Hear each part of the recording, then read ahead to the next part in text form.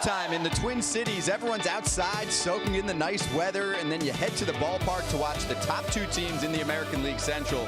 It's a cloudy day, but no rain, so we're fine. MLB Live on Facebook Watch in Minnesota today for a matchup between the Cleveland Indians and the Minnesota Twins. It's an AL Central showdown right here at Target Field.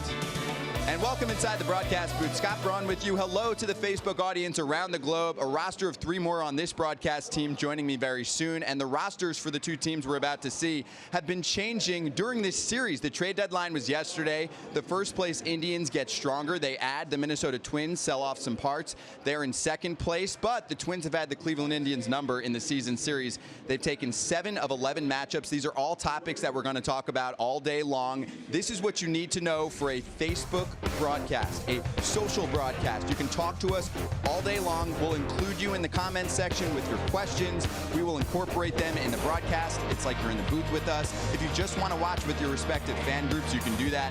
And to remove comments and reactions, just swipe right on your mobile device to enable quiet mode. We have analysts in the booth that have played for these teams, like Jody Garrett. He began his major league career with Cleveland 2003, a memorable rookie season, finished in 4th place in AL Rookie of the Year voting, 279, slugged near 500, 22 homers, went on to play for the Cubs, Pirates, Padres, and finished with the Brewers in 2010. Still looks like he can play the game. And you can say the same thing about Glenn Perkins, fresh out of the game. It's his first season not playing on the Twins since 2006. Born and raised in this state, 3-time All-Star, has the 3rd most saves in Twins franchise history, began his career as a starting pitcher and then became a relief pitcher. And do you miss the game, Glenn? You're just fresh out of this thing. You know what? I don't. I've enjoyed a Minnesota summer. The sun's coming out now. It's beautiful, and that's most of our days. So I'm happy to be here doing this and back at Target Field, which is a good thing, but not missing the game yet. We're happy to have you. 3 lefties in the booth today as well. And for Minnesota, this is a team that did sell off some parts, and they did that last year and ended up making the playoffs. A little bit of a different story this year. Miguel Sano just spent a lot of time in the minor leagues, and Byron Buxton is still down in the minor leagues battling injuries. Yep.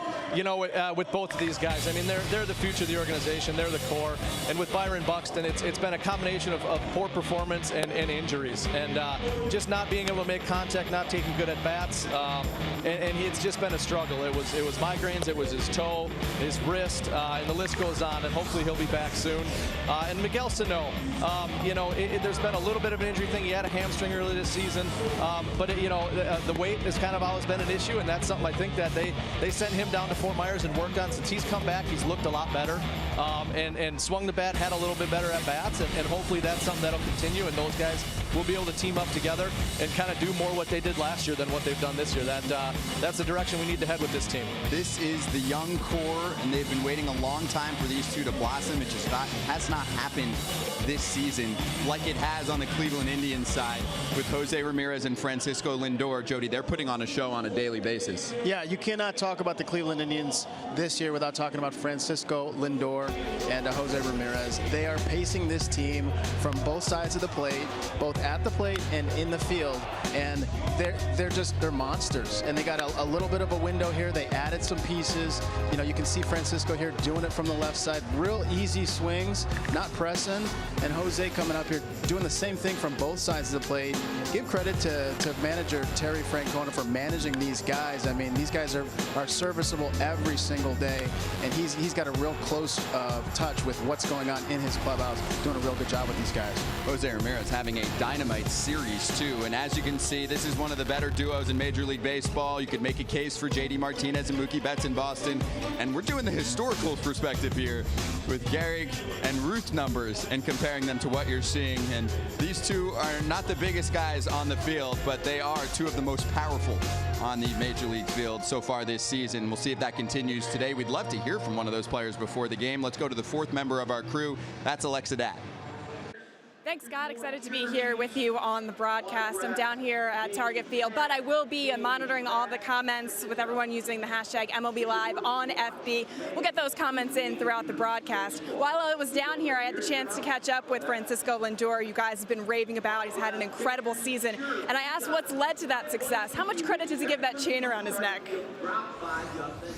Learning from my teammates, watching what Jose is doing, watching what Brantley's doing, and having the little hunger of like, I want to continue to learn, I want to continue to get better day in and day out. And so the success comes with the people that are around me. That's what's helping me day in and day out.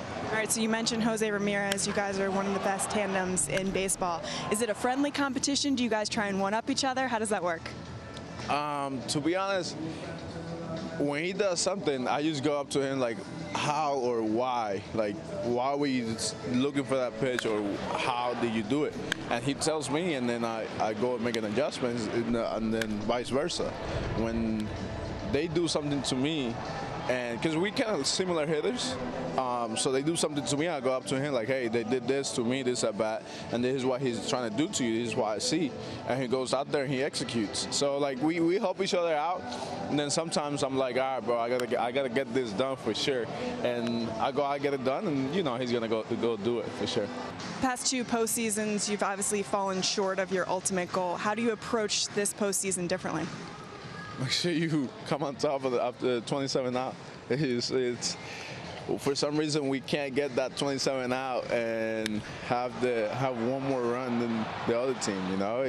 It seems like every year we get to 20 outs.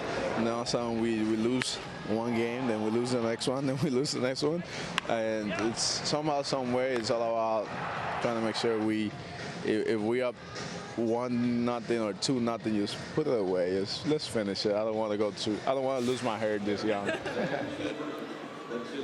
Francisco Lindor also mentioned the fact that he was impressed with what the front office did before the trade deadline. He said Brad Hand is gelling well in this clubhouse, and he said he's excited now to see Leonys Martin on his side. Guys? Thanks, Alexa. Martin not in the starting lineup, but he's with the team, so maybe we'll see him later. And Jody, is this not the perfect franchise player? I can't really find a flaw with Francisco Lindor. Francisco is amazing. He's very, very personable. He goes out there. It's like you're talking to a best buddy. Yeah, he's insane. He's the leadoff hitter, and in the 3 spot, Francisco has some help on the offensive side because Jose Ramirez is having himself a year and having himself a series. He's 5 for 8 with a couple home runs, 3 extra base hits, and 4 RBIs, and he gets this done from both sides. Yeah, this is a really interesting hitter because you want to look at him not thinking that he's going to pull. You want him as a hitting coach maybe to use the whole field, but it's just not serving him when it comes to extra base hits. You can see in this image here, these are where he's pulling the ball, and he's doing it from both sides. You can see he's mostly gap to gap, but he's not really using the opposite field. From the left-hand side here, most of his extra base hits are coming up the middle and to right center, and that's serving him at the home ballpark there. And he's hitting extra base hits all over the place, but mostly in the middle of the field. And similarly on the right side, he's just pulling the ball, and it's just serving him better.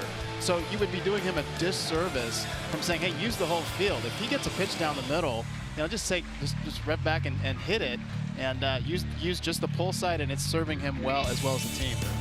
He has the most home runs before August. It's now August 1st by a Cleveland Indians player since Jim Thome, the Hall of Famer, who pulled off 33 home runs before August 1st in 2001. And you'll see him bat 3rd, and the rest of this Indians lineup, especially at the top, is very strong. Yeah, you've got Lindor. My old teammate Rajat Davis is right in there, and Ramirez. Good to see Edwin Encarnacion in there banging in the 4-hole as well. And they'll go up against a 25-year-old left-handed pitcher on the mound for Minnesota this afternoon. It was actually supposed to be Lance Lynn, Glenn, but he was dealt to the New York Yankees and disappointed that he had to shave finally. So instead, it's Adalberto Mejia on the mound, who you played with. Yep, I played with him last year, and he's a guy that if he gets ahead of the count, if he gets ahead of hitters, he's going to have some success. His off-speed stuff is pretty darn good. Slider, changeup, and decent velocity, and he can have some sink. He doesn't get the ground balls that you'd think he would from what his pitch profile looks like with his movement, but if he can get ahead, he's got a chance, and that's going to be the key with this team. You obviously don't want to put guys on base with the bangers that they have, and we'll see how he do. Limited duty this year. He's coming off a relief appearance, so it'll be interesting to see how far he goes into this game with his pitch count. I think he threw about 40 pitches last time out, so he's probably going to be a little bit limited, but we'll see what he brings today. 2 days of rest for Mejia, 3 shutout innings on Sunday at Fenway Park, and this is the defense that he's working with, and the Twins defense has been solid this season. Well, yeah, and you know, it starts with the outfield, and obviously not having Buck around this year, but what Rosario does in left field with the arm, Kepler plays a really solid right field. I think they're happy to have Polanco back at short. He had a really good year there last year, and obviously the different look is going to be Adrianza, and I'm sure at some point Logan Forsythe with Brian Dozier getting traded yesterday. Joe Mauer not in there today. I think he should have won a Gold Glove last year. And then I think a slimmed down Miguel Sano. He's got the athleticism, and you know, it's a focus thing with him, and I think if he can do that, he'll be all right.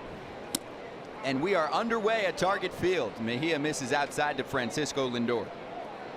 MLB Live on Facebook Watch. Scott Braun, Jody Garrett, Glenn Perkins, and Alexa Dat downstairs. Lindor has scored 92 times this season. That's the highest mark in Major League Baseball. And Glenn, we spoke to Paul Molitor about the progression of Mejia, and he said he still has to work on finding the strike zone consistently. Yeah, and I think it's a mechanical thing with him, and even just early on here you can see he starts to fly open a little bit, and he's missed 3 times away. And there he got one in there, but he missed away. He'll fly open. That glove hand kind of comes through, and then he loses it, and the ball kind of runs. And it's just something that, yeah, young pitchers, it's hard to repeat that delivery.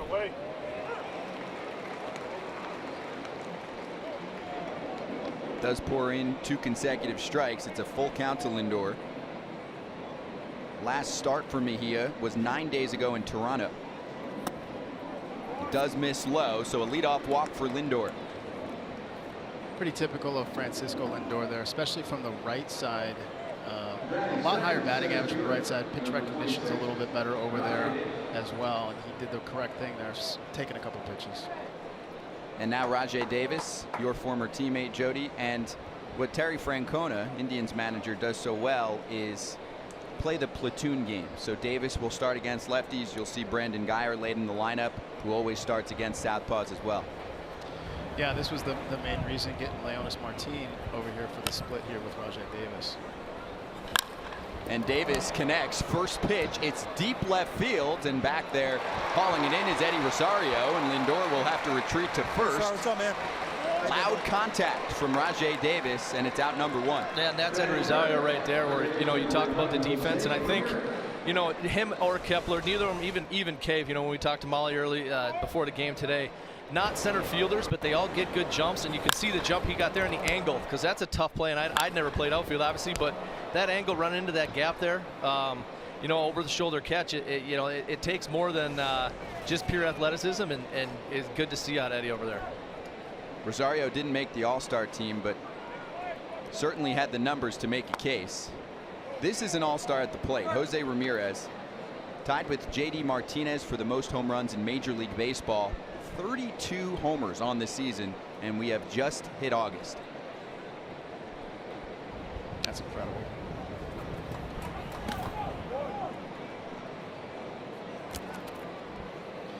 So you see Mejia still trying to kind of find his release point here, both on his fastball and then on that breaking ball. Ramirez is not one to let him get comfortable, though. See if he gets aggressive early. Raiwow said Ramirez getting first hit. We'll see. He's 5 for 8 in this series with a couple home runs, and puts one in the air. That's to Adrianza for the second out. That's a good pitch there. I mean, and that's one where if he can get it in on the hands, he can be effective in there, and that's going to make his changeup play, especially against these right-handed hitters. If he can get in tight like that and get their hands sped up, it's going to open up the outside of the plate, and then with the changeup and then the breaking ball down in the zone. Now facing Edwin Encarnacion, and Mejia has had success against Cleveland. Last year, 3 starts against them with an ERA below 3.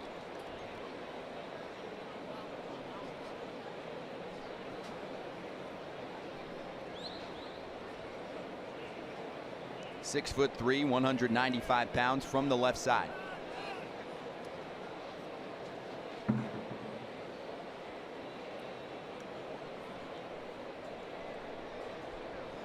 And you see this Minnesota Twins defense stacking to the left side here for the puller and with Encarnacion.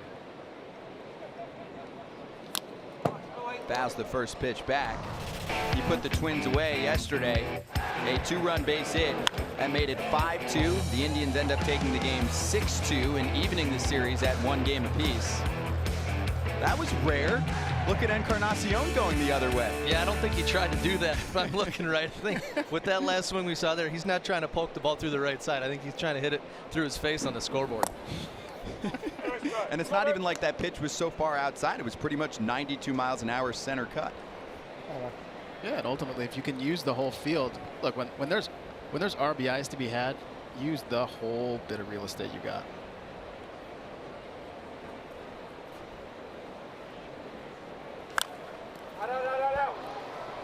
He's hit 15 home runs here. I don't think he's ever hit his face, but it was late in probably 2011. I think he came into this series, and him and Joey Bats combined to hit about 11 home runs in the last 3 games of the season there. And he's always been a guy, a Twins killer, and I mean, you can see why with that swing, his approach, and I mean, he had all those years where he walked more than he struck out, and he was still hitting, you know, almost 40 home runs. Well, he has the 2nd most home runs in baseball since 2014. The only player better is Nelson Cruz. It was their prize acquisition heading into last season, prying him away from the Blue Jays when he hit free agency. Lindor on first after the leadoff walk. And Mejia looking for one more pitch to get out of the inning. Encarnacion's swing is a little bit long. It could be that just the day game after the night game, but looks like Mejia's getting the best with him with that fastball. Might do him a favor here if he goes breaking ball again and leaves it in the zone.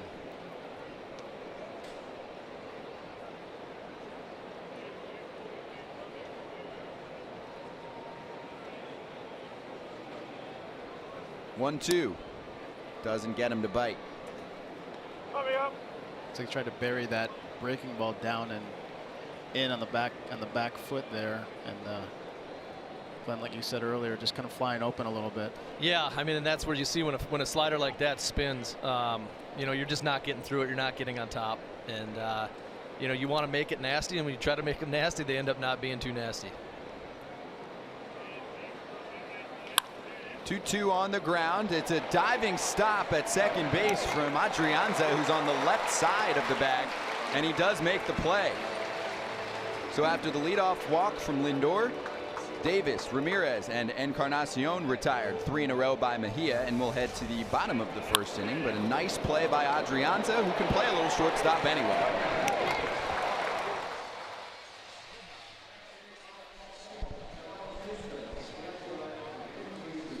Grabs it with the backhand, and he's going to get a lot more playing time as Brian Dozier moves on to the Los Angeles Dodgers. The Twins roster underwent significant overhaul at the trade deadline, so where do they go from here? And you're looking at what they dealt away. Eduardo Escobar and Ryan Presley on Friday, Zach Duke and Lance Lynn. Brian Dozier was the latest. These were some other names that were trade candidates that stuck around: Gibson, Odorizzi, Rodney, and Urban Santana. But in all, they brought back 11 prospects, plus a major league player in Logan Forsythe, who took a red-eye flight and he joins the team. He's not in the starting lineup. And they've actually been playing undermanned for the last couple days with a 24-man group. But do you call this a rebuild, Glenn, or a reload? You know, I don't think so. I think that you see the guys that they traded, you know, all but Presley are guys that are on expiring contracts. So they were free agents after the season. You see they held on to Gibson. I think they probably want to pick up Rodney's option for next year. He's had a good season, and an anchor for that bullpen. And you know, so they kind of hung on to the guys. Odorizzi's got another year of team control. So I think that the guys that weren't going to be around, they felt like it was better to get some prospects for it and take their chances. And they have a lot of money coming off the books between this offseason and next offseason. And I think that's going to be a big part of what they're going to do going forward with developing their prospects and then having some money to spend. So I wouldn't call it a rebuild. Molly didn't call it a rebuild this morning. You know, and I guess maybe he's more hopeful than anybody. But, you know, I think that they're going to be right there next year. And as long as they get some breaks, if they get some breaks, I mean, that's who ends up there at the end of the season, is the teams that maybe stay the healthiest, that have the guys that develop in the way that a Ramirez and a Lindor did. So you kind of see if that's the route you can take, and I think that's where they'll head. There are still some powerful names as we looked at that starting lineup, with Joe Mauer leading off against Carlos Carrasco, 31 years old, and part of this very strong starting rotation for Cleveland. And that's been a theme for quite some time now, Jody. Yeah, with Carlos Carrasco, I mean, you've got a monster out there when he's on, and when, just as Tito referenced in our conversations earlier today, when he can establish his fastball, then his breaking ball, which he has a tendency to fall in love with a little bit too early in the game, it plays up. And it's already good, don't get me wrong, but it plays much further up when he's able to establish that fastball both in and out early in the game. Mauer actually with a fantastic line against Carrasco in his career, 13 for 32. And by the way, we're asking everyone right now in the comments section what they think of the Twins moves that were made as Mauer fouls one off. It's 1-2. Like Wesley saying, I did not like the Escobar or Presley trades. The other three made sense to me, at least. Well, Presley under team control for a longer period of time, but Escobar is a free agent after this season, so you figure you cash in with some prospects. Yep, and I think so. And he probably wasn't quite a guy that they wanted to give a qualifying offer to at $18+ million a year. You know, and so I think they felt like that. I think he's a guy that they might, you don't see it often, but I think there's a guy that might be able to come back to this team next year. So well liked in the clubhouse and the coaching staff, and what he's done for the community, you know, here, just kind of making it his home. I think he's a guy that we might see, you know, have a chance to come back here next year. But yeah, I mean, that's, you know, you put yourself in a situation where you struggle and guys are going to get moved, and sometimes you question them, and you know, I learned as a player that you got to trust the front office, and that's what it boils down to. A strikeout for Carrasco. Mauer sits down, Eddie Rosario comes up, and here's that nasty breaking stuff from Carlos. Yeah, this again was a slider going in and on the back foot. It's just a nasty slider. They did pitch Mauer a little bit backwards there with the changeup. He was using that changeup early, and then showed fastball, and then went right back to the breaking ball. So that might have just been by design for Mauer. We'll see how he goes with the rest of the lineup. Now Rosario takes the first pitch in. Joshua said Twins fans in general so negative, but the trades were smart moves. Dozier on wrong side of 30 and struggling. And he said no way they were paying him next year. So again, somebody that's going to be a free agent after this season. Some Twins fans being more realistic about the fact that this was not their year. Yep, and that's hard. I mean, especially with a guy like Dozier, where, you know, one of the fan favorites, one of the faces of the franchise. And that's something I know that Derek and Thad, when they make moves, they consider that. I mean, Dozier had a house here. He's been here for a long time. His wife is here. They're rooted in the community. But again, you have to make business decisions, and that was probably one of the tougher ones they've had to make.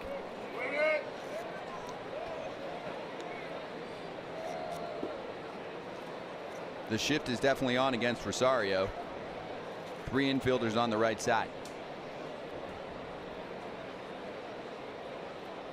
Career high 300 batting average for him so far. One more home run would be his second 20-homer season, and grounds right into the shift. And that's the second out. I got to wait for everybody to go back to their positions to find out when I write this in my scorebook if that's a 4-3 or a 6-3 or a 5-3. It is. That's Eric Gonzalez over there with the backhanded stop. And it's amazing also, Jody, how players are so comfortable in those roles nowadays. Yeah, I mean, as a hitter, you know, I think I had retired before the extreme shifts had started to occur like this on guys that weren't hitting 3 and 4 in the lineup. It would still, in my own head, in my own little journal, I'd be saying, oh, that's a base hit. I should feel good about myself, even though it's an out. Jorge Polanco. You know, it'll be interesting with the Brewers and the trades that they made, getting Moustakas and Jonathan Scoop, and then moving Travis Shaw wherever he's going to move, and kind of having 3 almost third baseman. Scope, I know he's played second, but he's a big guy, and it'll be interesting to see where they move those guys around, and maybe if the Brewers talked about that hey, you know, our guys don't really play third and short and second anymore. We're always kind of moving around from here to there, so that, you know, they can find and seal up those holes in a little bit different way. 0-2. We'll see if that's playable for Ramirez. Gives it a long look, and he does have plenty of room to sit down the side. A 1-2-3 bottom of the first inning for Carlos Carrasco. No score after one frame here from Target Field. MLB Live on Facebook Watch. Scott Braun, Jody Garrett, Glenn Perkins, and Alexa Dat with us. And she'll join us again in just a moment as Adalberto Mejia takes the mound again. We don't take breaks here. We go right to Alexa. Scott, we've been monitoring comments from people all day long. Hashtag MLB Live on FB. Make sure you use that hashtag so we can see your comments. We've also been monitoring some of the social posts from guys from around the league. We're going to start with Andrew McCutcheon, who hasn't really found his swing so far there in the Bay Area, so he turned to some an unlikely source for some advice, his son Steele. Take a look. All right, so wifey asked me to babysit. So I'm babysitting, as you can hear. I was, trying to get myself in a good rhythm. I just think I've been flying open. What do you think? You got any pointers? Oh, so if I grab the bat with my right hand first and then put it down. Oh, see, you the guru. You got it.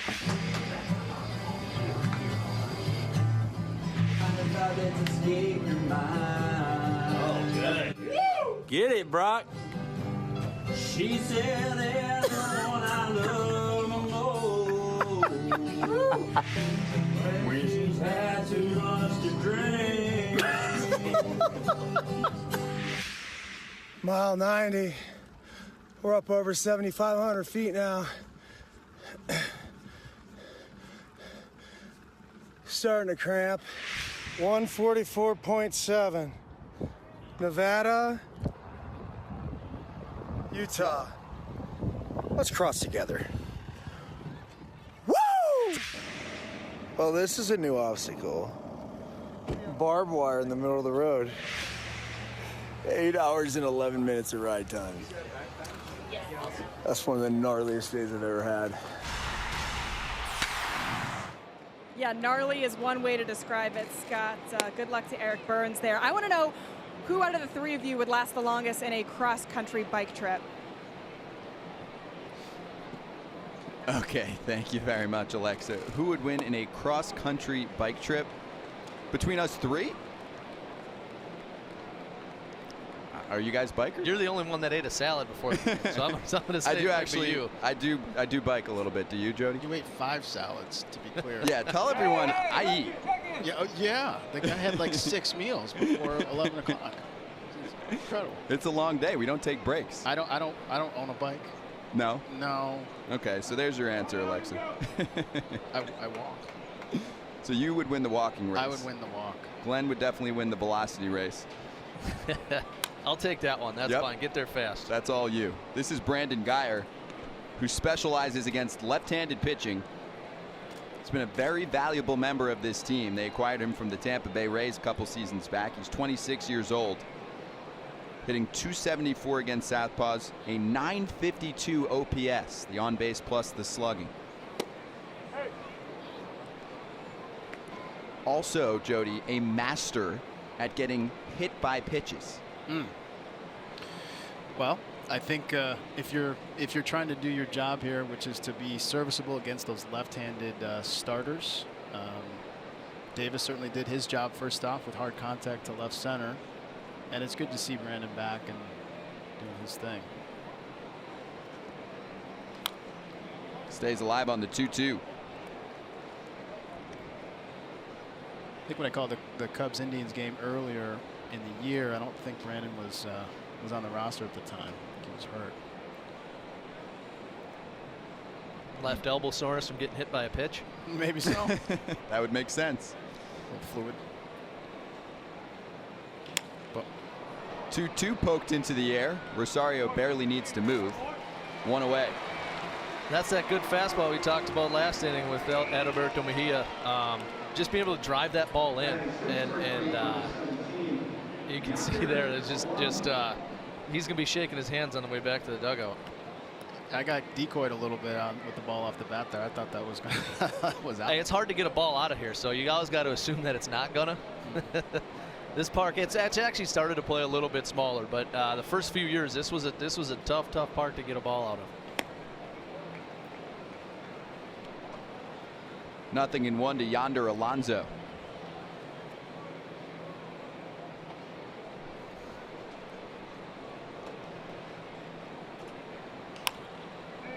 And that's in the air. And 2 down. Jorge Polanco runs it down. He was the only man on the left side of the infield. So it's Yan Gomes. Interesting on the shift. They had him pulling even against the lefty. Had to run a long way to get that ball as well based on the shift.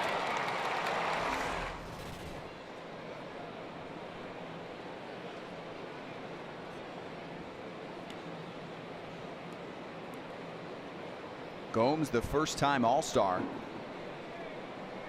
He replaced Wilson Ramos on the roster. Ramos actually still on the disabled list, but part of the flurry of moves yesterday. As he moves on to the Philadelphia Phillies, back in the National League East. He was a Washington National for some time. 7 seasons for Gomes. It's off the end of the bat. Easy does it for Adrianza. And a very clean, simple 1-2-3 frame for Adalberto Mejia. And we'll go back to Carlos Carrasco in the bottom of the frame. So for the Cleveland Indians, they did a little bit of buying, and they know what's at stake. This is their window of opportunity to win, and the fan base has endured its share of postseason heartbreak through the years. The most feared offense in baseball all year long. Left center field. Grissom on the run. The team of the 90s has its world championship. Over the full season, there's little doubt the Cleveland Indians were the best team in baseball in 1995. After losing to Atlanta in Game 6, and I think a lot of us thought we'll win it the next 2-3 years. A liner off Nagy's glove into center field. The Florida Marlins have won the World Series. Somebody, fairly or not, Tampa's the GOAT, even as the heroes celebrate. Blake into right center field. Chris back to his left, still going. And the Red Sox win the pennant. Here's the 0-1. This is going to be a tough play. Bryant, the Cubs win the World Series. What a game. What a series. And that'll do it. The ball game's over, and the Cleveland Indians season comes to a bitter end.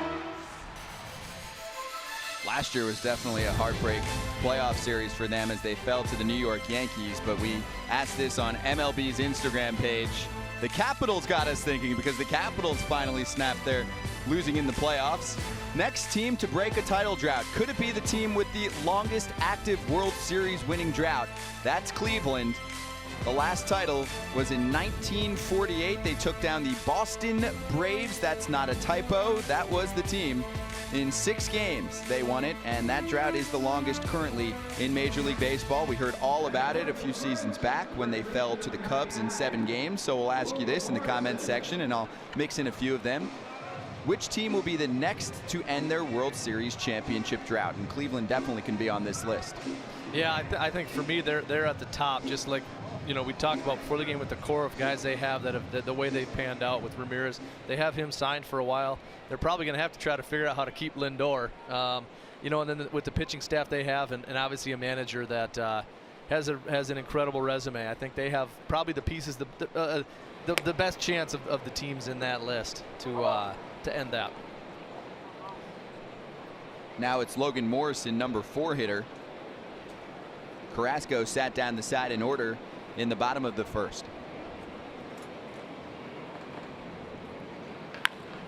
0-1 on 1 hop. Lindor looked backwards for a moment and then makes the play to first. What was that? Pretty darn comfortable with it. I think it was right at him. He saw Logan wasn't running too terribly hard out the box. And yeah, Went right, just kind of followed his throw as he's supposed to. Didn't really set his feet, but it's all good. And I think he needs to log a certain amount of smiles per game because that's his nickname, Mr. Smiles. So he gave us a big one there. He's really good with the glove. Here's Miguel Sano. A 6-week trip to the minor leagues that began in Single-A Fort Myers. He was playing every other day. On the off days, it sounded like it was tougher than game days. He was going through strength and conditioning programs. Yeah, and I think, you know, he had the rod put in his leg. He had obviously a great season last year, All-Star game, and then second half of the season fouled the ball off his shin, and they ended up having to put a rod in his leg. And I don't think he ever got his conditioning up to where he probably needed it to be through the offseason. And then with the hamstring thing, I think they just thought, you know what, let's hit the reset button here and see if we can get him back on track. And like we've been saying all along, he's as big a part of the future of this organization as anybody, and they're going to need him. Did he go around? He did. So a strikeout for Carrasco, 2 away quickly. And checking back in on Carrasco's fastball establishment, he's doing it pretty well here. This is very clearly a nasty pitch. Tough to lay off with 2 strikes. We've got an indecisive Miguel Sano on this particular at bat, but it is a good pitch. I think that Carrasco will continue to try to establish that fastball location because he's missed a couple times, but he's throwing hard, so it's not mattering. 6-hitter Max Kepler. Yeah, you can afford to miss when you're sitting 95, 96 miles an hour. You got a little bit more leeway, a little bit, you know, a little bit of a leash on that. And obviously, with the off-speed stuff, he's tough to hit. I mean, we've seen him enough. He's as nasty as they get. Well, I think too, you have to come in with a different approach. You have to come in and hit a fastball early. That should be your approach against Carlos Carrasco, particularly your first at bat, so that you don't get to 2 strikes. Carrasco last season 4th in Cy Young voting with a 3.29 ERA. He was going deep into his outings. Right-handed batters were barely touching him. And the slider was so money for him, 200 innings. So who's going to break this World Series drought? Billy said it would be fun to see Mariners, Brewers. Of course, the Minnesota fan in me would want the Mariners to win. Mariners, Brewers would be interesting. And James said the Indians are overdue. They've had the best teams that never finished the job over the years. Obviously, quite a few Cleveland fans saying Cleveland for sure is going to break the drought. Carrasco with his 3rd strikeout and 6 up, 6 down so far for him. And scheduled to join us is Mike Clevenger. Get your questions in for Mike Clevenger right now. We will relay them over to him live during this game coming up in a moment as we check out this strikeout pitch. Wow, this was nasty.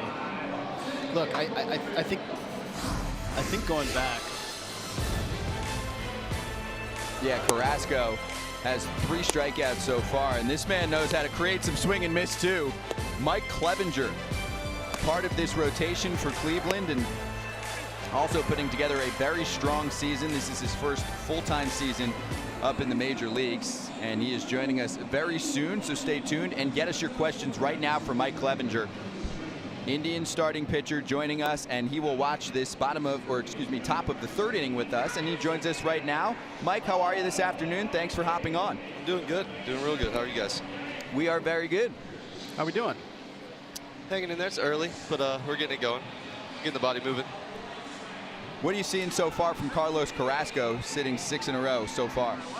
I mean, stuff's electric, and that his slider's just been improving as the year goes on. It's pretty impressive to see. It just keeps going and keeps getting back. I was waiting on this, and but it's been awesome to watch his bullpens, and I just watch his. I mean, that pitch has been developing more for him over the past 2 years than I've ever seen. And Mike, sum up your season for us thus far, being with the Major League squad for the entire year. How fun is it to be with the guys? As you can see, it's a ton of fun. A ton of fun. No, it's been great. I love it. I love that. I mean, I like the travel, but it's good to be here. Keep the relationships, keep building up here, and you know, see what we can do in the postseason. So Charles wants to know, who was your favorite pitcher growing up? And I'll add to that and say, who is throwing sunflower seeds at you? And that, wow, that's really aggressive, Mike. Is that Trevor Bauer over there? I think that was Klubs. That was really aggressive. Jeez. But no, Pedro Martinez and Greg Maddux. I like the velocity and the movement of Pedro, but I like the pitching ability of Maddux. So those are the 2 guys I really idolize. Weathering the storm, literally. Mike Clevenger with us on MLB Live on Facebook Watch. John wants to know who had better hair in their hair prime, you or Tim Lincecum? Oh, I actually got to meet him and talk to him a little bit in Seattle, thanks to this guy pouring stuff all over me. But I would say me. You got to say me. I'm not going to say him. Good, thank you. Melky Cabrera, your teammate's up right now, 8-hitter, and then Eric Gonzalez, 9, and then we'll go back to the top of the order with Francisco Lindor, and we'll keep the questions coming right now from fans here on MLB Live on Facebook Watch. Andrew said, is Jose Ramirez really that good at Mario Kart? Take us inside that battle. Yes, he is actually exceptionally good at Mario Kart. I mean, he about as good at Mario Kart as he's hitting doubles and home runs, for real. And it's pretty impressive to see how serious he takes it, too. Does he know all the cheats? Does he just hop through levels? Yeah, I mean, he knows it's almost like he mapped out the course before he goes on it. Like, he knows every shortcut, every alleyway, stuff that, like places I've never even seen. I've been playing that game since I was, 6. Roy said, I was just in Cooperstown and saw your jersey on display there. Thoughts? Is that true? Yeah, that's amazing. That was really cool. They sent me a lifetime pass this year in the mail for donating my jersey, and I even had pictures from friends and family who out throughout this year have been to Cooperstown and seen it. And I don't know, it was really like a surreal, I don't know, this feeling. It's hard to explain, but it was awesome. It's very cool. And a strikeout for Mejia of Cabrera, now 9-hitter Eric Gonzalez. Ted wants to know, is there a haircut in the future? Uh-oh. I mean, I've been cleaning it up throughout the year, just trying to get it, keep it healthy. But no, I'm not shaving this thing off. I can't do that. It'd be like Samson. It might not throw hard anymore. Max Myers, who is the funniest guy in the clubhouse, and give us one example of why. Ooh, we got a lot of characters, but I'm gonna go with Kip when he's in a good mood. When Kip's in a good mood, he's got everyone rolling. But you just got to find him on the right time.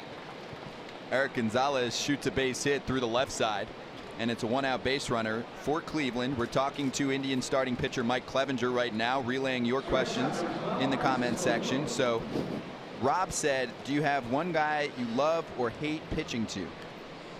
Oh, well, I actually hated pitching to Leonis, but we got him now, so that's a huge plus, especially seeing him a lot. I mean, he was a hard guy to pitch to. Every time we faced Detroit, I mean, he can get his hands to a fastball 97 up top, and he can hit your changeup that's off the plate away and pull it over the right field wall. So I mean, that's a really that hurts me a lot.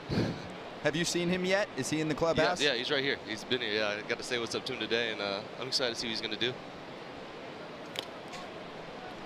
From Ryan, what do you enjoy most about playing with Jose and Frankie?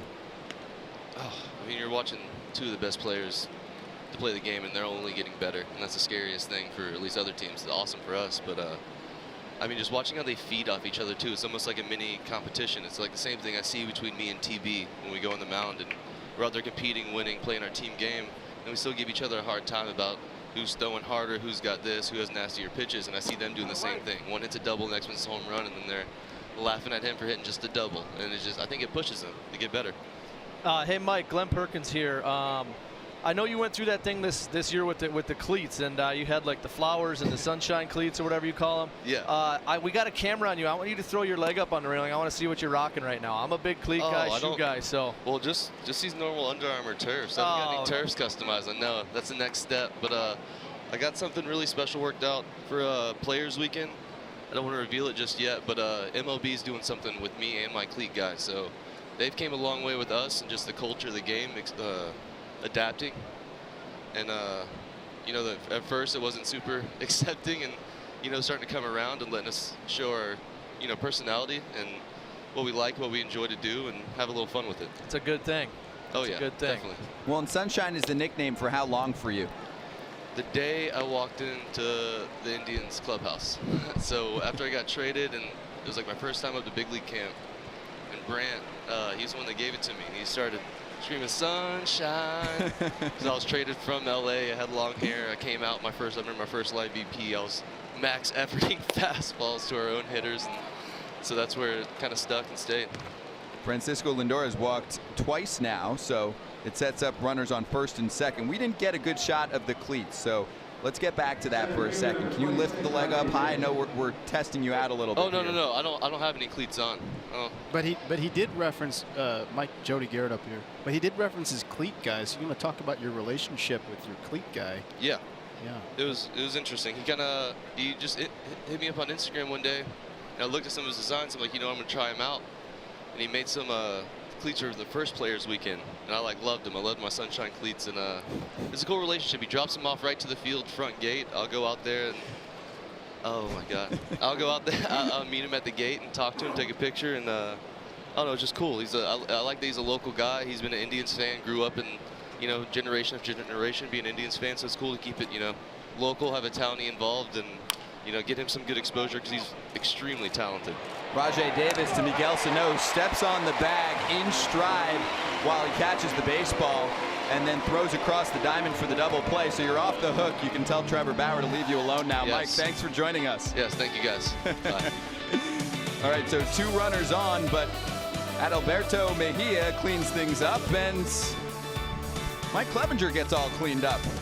They got him right at the end too. They got him with a little gum bubble. Yeah. We had one more question. Said, hey, do you like gum or sunflower seeds better? Which is your favorite? Do you like them both together at the same time? And Sunshine's a reference to the movie, right? Remember the Titans. Yeah. Yes. Yeah. Great. I can see the look. Alexa Dad, how are you today? Scott, I'm good. I'm staying dry, which is the best part. I know I just saw Mike Clevenger take an early water bath there. Pretty funny. By the way, we're collecting stuff on social from players from around the league, and we're going to continue to show you those. We were in Cooperstown on Sunday, as we know, having 6 new players inducted. Vladimir Guerrero never saw a hit pitch he didn't like. Trevor Hoffman, one of the greatest relievers in the game. How about Chipper Jones? Alan Trammell. You got Jack Morris. Twins fans are familiar with him. Jim Thome led the Indians to that 95 and 97 AL pennant. Justin Turner was playing a little throwback Thursday to his days as an A's fan. Dexter Fowler hanging with the great Barry Bonds. Yeah, Matt Carpenter, who's protecting that secret salsa recipe, also doing a little warming up. Giancarlo Stanton meeting Ham from Sandlot. Patrick Reyna, pretty cool there. Yu Darvish welcoming his old teammate Cole Hamels to the Cubs. Excited to see them reunited. The Angels thanking Maldonado as he was traded to the Astros. Then Asdrubal Cabrera thanking the Mets as he was sent to Philly. We're saving the best for last year, guys. Eduardo Escobar in his famous pose over Target Field as he said goodbye to Twins fans. Hey fans, make sure you stay active in your fan groups, post videos or pictures for a chance to be featured live on air. And remember to use the hashtag MLB Live on FB. Thanks, Alexa. That's an epic picture from Eduardo Escobar overseeing Target Field. This is my land. That's of all the things that you come up with, I just would have loved to get in his head and been like, he gets traded, like, how am I going to thank the fans? And you Photoshop yourself above Target Field. That's incredible. Doesn't that sum him up, though? Because you played with him, and I've spent some time with him. He seems like the clubhouse jester. Yeah, you know what? And he is. He's always what he does is he tries to get under guys' skin and needle guys, and then he'll do like, oh, what, I didn't do anything. What are you talking about? It wasn't me. And I mean, you just know, you can see it in his face. And it's him. And yeah, I mean, he was a hoot. He was one of the better teammates I've ever had, and he'll be missed. I know he'll be missed down there. And like I said, he's gonna miss it here too. But he's got a chance to go do something cool in Arizona, and I think we should be happy for him. There's Paul Molitor, 4th season managing the Twins. Mitch Garver is down on strikes, who had the walk-off hit, by the way, in Game 1 of this series on Monday. So it's the 4th strikeout for Carlos Carrasco. Paul Molitor is going to join us at the end of this frame. Here's the strikeout pitch. We're settling into a pitcher's duel, it seems. Not a whole lot of offense today, but Carlos Carrasco's doing well. Again with his fastball and establishing, and then finishing with that slider. And now going up against 8-hitter Jake Cave. First pitch, it's to short, and Lindor makes the play. 2 gone. Again, Paul Molitor, after this next out, will join us. Twins manager. Obviously, it's been a trying week for the Twins. They actually took down the Red Sox on Thursday in the first of a 4-game series at Fenway Park. And that's when the trade frenzy began. Escobar and Presley were moved on Friday.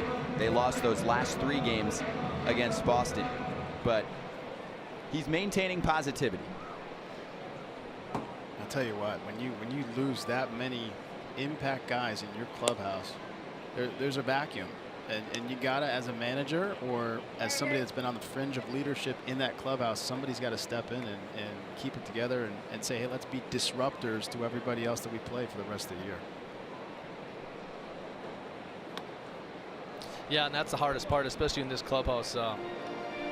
Their lockers are right next to each other, talking about Eddie and Escobar and Doge, and they were kind of that one corner, that anchor of one part of the clubhouse, and kind of were the guys that kept everybody loose. And there's definitely going to be a void with them two gone, and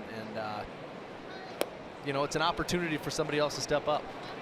What an impressive frame from Carlos Carrasco. Now 9 up and 9 down. He gets through the order. And he has back-to-back innings with 2 strikeouts. He's tallied 5 total after 3 innings. No runs and just 1 hit total in this game, and that comes from the Cleveland side.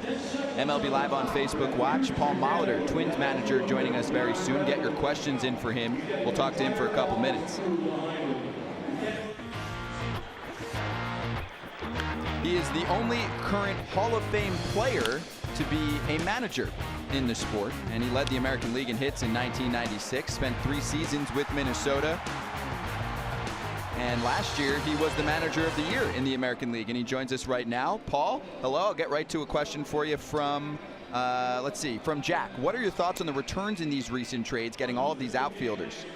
Good afternoon, guys. You know, it's one of those things where you know, you do the best you can in terms of trying to get to know the guys that were acquired. Obviously, we don't have anybody knocking on the door except for Forsythe getting up here to the big leagues. But, you know, a lot of guys that project really well, and hopefully it bodes well for the Twins' future. Molly Perk. Hey, Perk.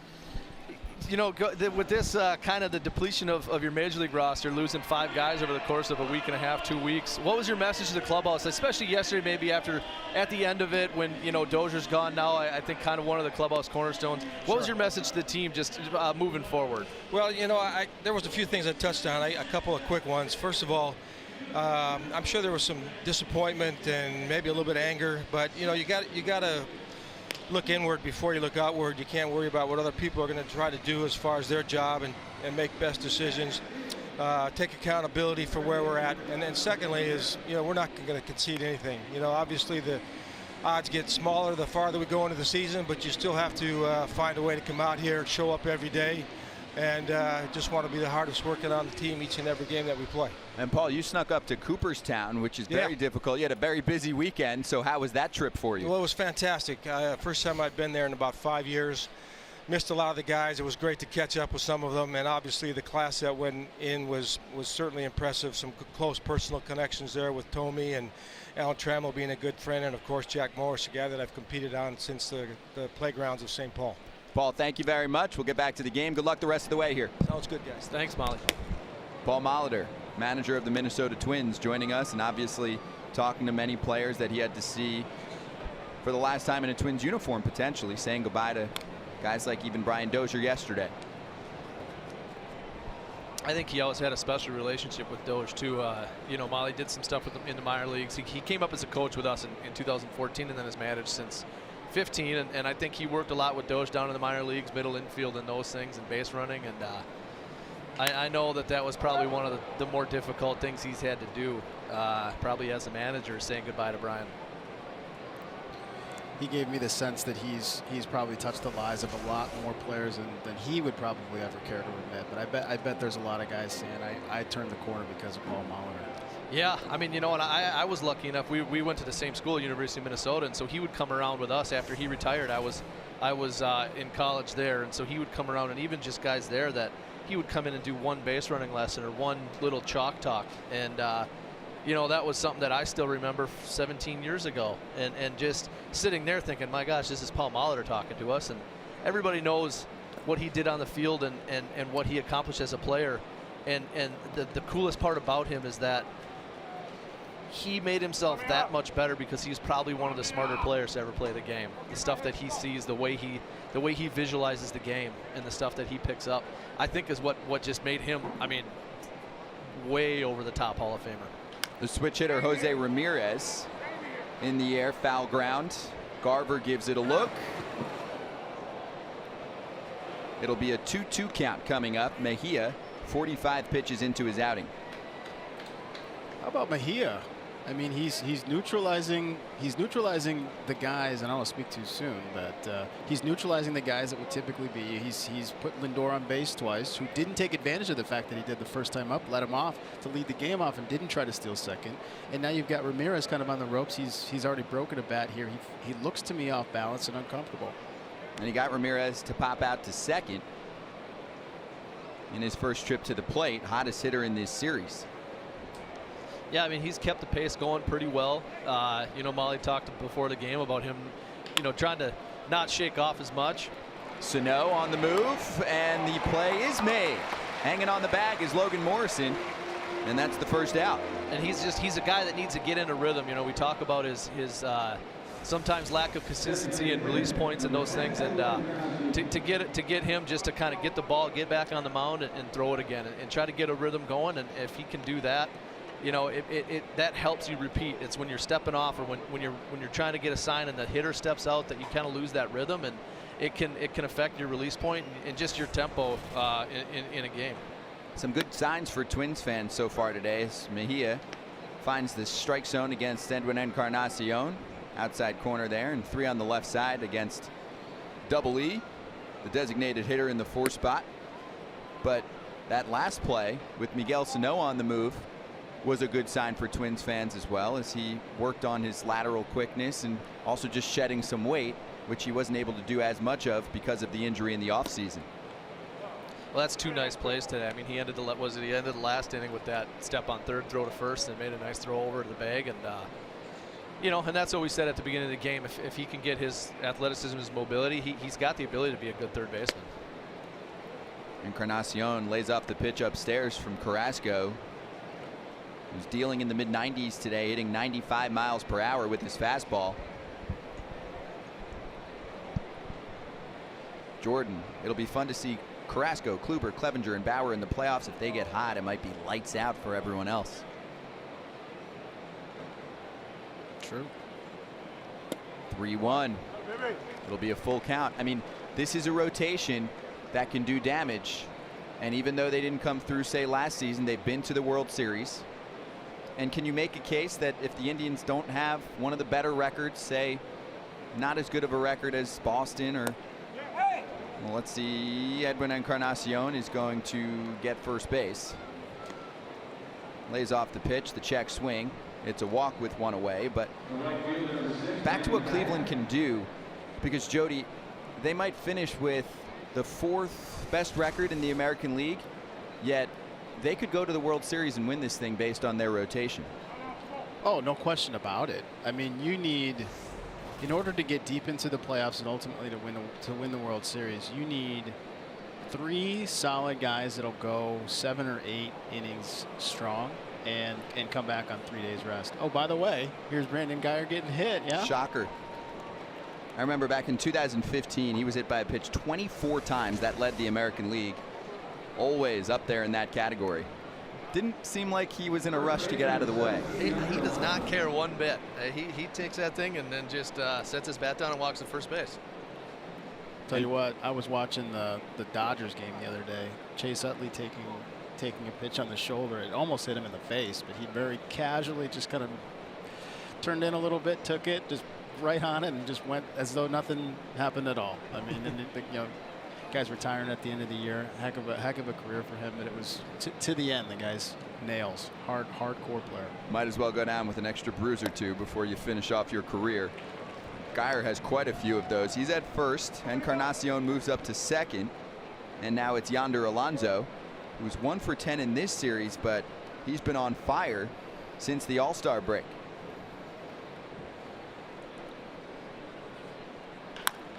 And connects to right field, and it's Kepler making the catch. And now Encarnacion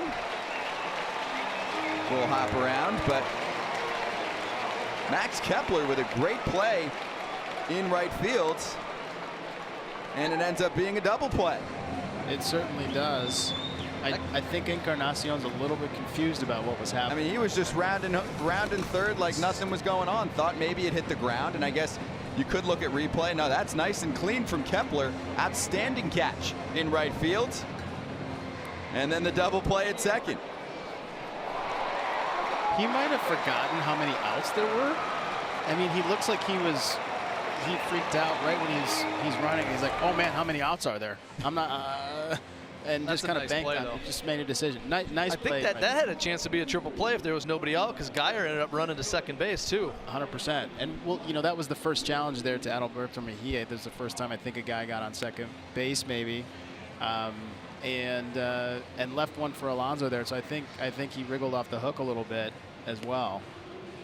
Wow, well, we'll ask his manager about that right now. And any questions you have for Terry Francona, get them over to us very quickly. I'll look at the comment section live and see if I can relay one or two of them. I'm here. Terry, yeah. Thank you for joining us for a couple minutes. Well, was Encarnacion confused about how many outs there were? No. I don't think he knew if he caught it or not. Oh, okay. That's what we thought. We thought maybe it was a trap. So that's a tough one. We have the ability to go back to replay. They don't on the bases.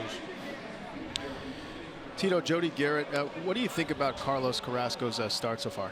So far, he's been tremendous. Kind of like we talked about before the game. You know, establishing the fastball, and then his breaking ball has been really, really good. That's a good thing because, you know, we haven't been able to break through yet on our side. But if Carlos keeps pitching like that, it gives us time. And last one, Terry, what did you think of the moves made by the Indians yesterday to acquire Leonis Martin? And really also your work was done a week before that with the two relief pitchers. Yeah, I thought our guys did an outstanding job. I mean, addressing, you know, in our bullpen, two needs that not just for the rest of this year, but guys that can be with us for a while and impact guys, and then getting us a center fielder, you know, with Zimmer down and Naquin and Chisenhall. We needed a guy that could play center and hit left-handed, and they went and got him. They did their job. Now we got to do ours. That's right, Terry. Thank you so much for the time. Good luck. Thank you. Terry Francona, two-time manager of the year, 2013 and 2015. Sixth year with Cleveland. The Indians have won the division in back-to-back seasons. Here's Joe Mauer. So he referenced replay, and that's the first thing I think is, does a player just keep running in case we rule this a non-catch, even though it's nice and clean from Kepler out there in right field? Well, the rule is going to be if there's nobody out, make sure you're tagging it to third. If there's one out, make sure you can score. Being in front of him, being in front of the right fielder, you want to make sure that the ball is down. Nobody's going to fault Edwin Encarnacion up for not scoring on that. Because it was hit hard, so even then he's not going to score from second, even if he's going, because the ball was hit so hard. So it was 2 out. He's still running. You know, he's probably not going to score because he's not a very fast base runner, right? So, you know, I'd probably be about maybe a quarter of the way to third base. Make sure that the ball is either caught or down, and then go back or go to third. Mauer up the middle. Out number 1, and nobody's in trouble. This is actually a routine test. True story here. Glenn, maybe you know about this. Wednesdays, 1 o'clock local time, the tornado test. It's the tornado warning test. The first Wednesday of every month. First Wednesday of every month. Yes. Okay. Yep. Yeah, we haven't got the tornadoes we used to got. There's a town probably an hour, a little more southwest of here, St. Peter. And growing up, there was some tornadoes came through one day, and we had mail from St. Peter in our yard.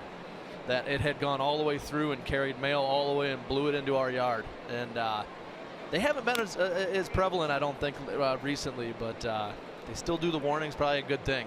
What did you do with the mail? My dad was a mailman. I think he probably brought it back to the post office, and he might have sent it back to him. I don't remember. That makes sense.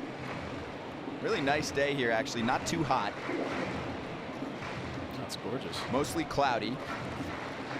No precipitation. We call this partly sunny in Minneapolis.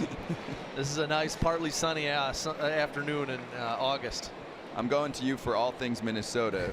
Born and raised, went to the University of Minnesota, a Twin for your whole career. And actually, Glenn is going to hop off the headsets and join everyone in the comments section after this 4th inning. So any questions you have personally for Glenn Perkins about the game, about his career with Minnesota, He'll answer those in the comments section. Hunting, fishing, whatever. We'll talk about anything. You prefer that maybe right now. That's your expertise at this point. It's fun being retired, right? You know what? It's been pretty good. As the season's gone on and I've been around a little bit more, I have started to get the itch again. But you know, I hadn't had a summer since 2003, and anyone that lives here knows that these are the greatest summers that there are. And so it's nice to kind of be able to do some different things and just be home and with the family and kind of be a school bus and a taxi driver for the kids. Wow, another strikeout for Carlos Carrasco. That is number 6 on the afternoon. But when you play baseball your whole life, it's always going to be a part of you. And, you know, you see, I think you just slowly drift back. And, you know, it's good to dip my toes in a little bit here. Well, it's great to have you on here. Chicago's pretty nice in the summer, too. Just, so you know. That's where you're living these days, right? Any questions for Glenn Perkins? Ask them now in the comment section. He'll check them out after this inning, which looks like it's going pretty quickly yet again for Carlos Carrasco. Carlos is getting really formulaic. I mean, he's established his fastball, and maybe more specifically, he's established the fact that he throws hard, and you know, and secondly that he's establishing the corners, but he's finishing with that off-speed pitch down and out of the zone. I mean, he's doing it with his changeup and with his slider. So, you know, I'd be of the mind that, like, look, I've got to be aggressive early, continuing to be aggressive early, because now he's feeling good about his off-speed pitches, as is Mejia. If you noticed, Mejia gave Edwin Encarnacion, with nobody out, a 3-1 non-fastball, and it worked. And so we're seeing both pitchers feeling super comfortable with their pitches. And you saw Alexis say, "Go Cookie." That's his nickname. Everyone calls him Cookie Carrasco. 10 of 12 first pitch strikes so far. And it doesn't get any easier. He's actually better the second time through an order. And we're seeing that right now. Well, that's scary. I mean, 10 of 12 first pitch strikes. I mean, that's to me, that approach is there for him. And there's your first knock for the Minnesota side. Jorge Polanco comes through. And a 2-out base runner for the Twins. Found a hole on the right side, hit it hard. Yeah, I think he got a pitch there that he could handle and turned on it. It ripped it through the hole pretty good. Yeah, it looks like they were set up on the outside, and it just kind of came back over the plate a little bit. This is what I was talking about early on in the game, where it wasn't 100% we were hitting the locations there, and for the most part it was fine, but there he got stung a little bit. So now Logan Morrison, who grounded into the shift last time up. That was nasty. What's he complaining about? He's probably thinking, how the heck am I supposed to hit that pitch? I think he might have. Did he want a timeout? He might have. I think that's what it is. I think he was asking for timeout. We'll go back to it. Probably saying timeout there. And he's, because he didn't hold up his hand back, which is normally what you do, but you risk just giving away the full pitch there. You also don't have to swing, which is another solution there. But nasty pitch. I would have swung at that. I mean, I could see where he did that thing. Yeah, that's no joke. Morrison 1 for 7 in this series, but that did include a home run yesterday.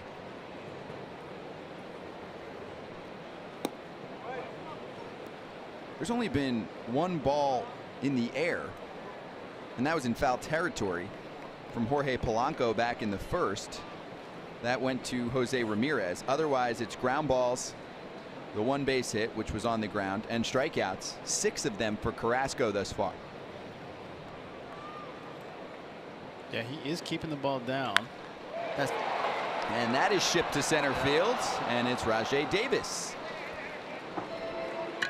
So the one base hit, the first of the day for Minnesota, but Other than that, they have not touched Carlos Carrasco. After 4 innings, 1 hit per side. Adalberto Mejia has been fantastic as well. No score from Target Field.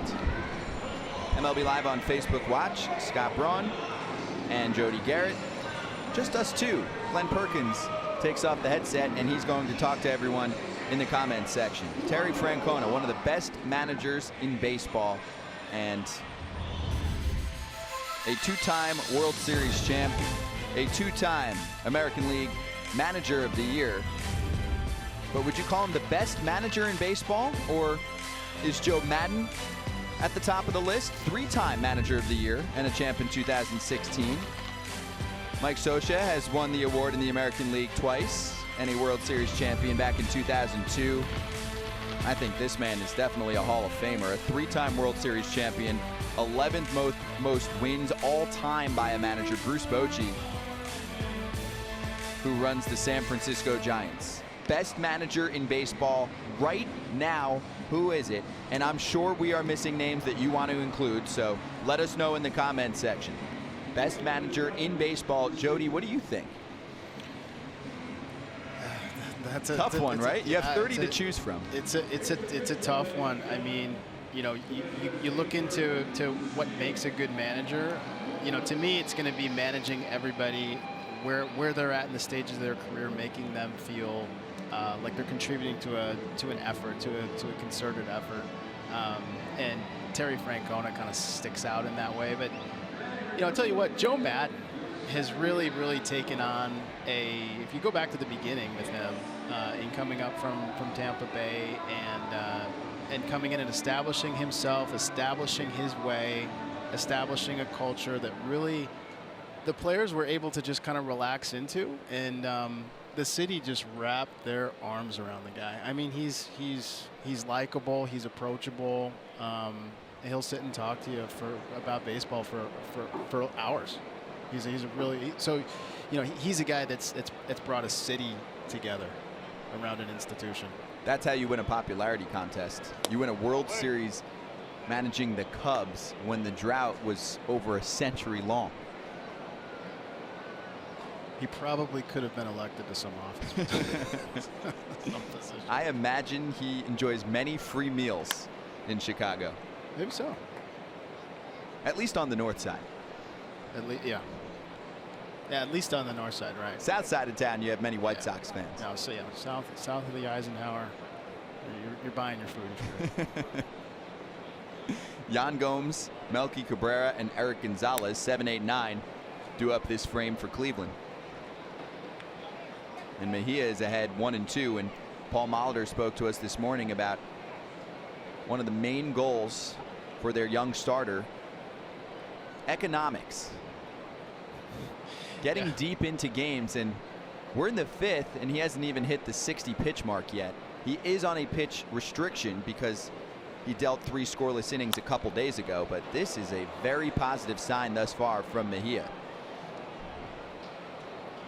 He's done a really good job this game in establishing both his fastball and then his off-speed pitches as well, and he's getting in there too with his fastball and his arm slot. We're asking for best manager in baseball right now. We saw an Alex Cora vote. Deshaun says Ned Yost.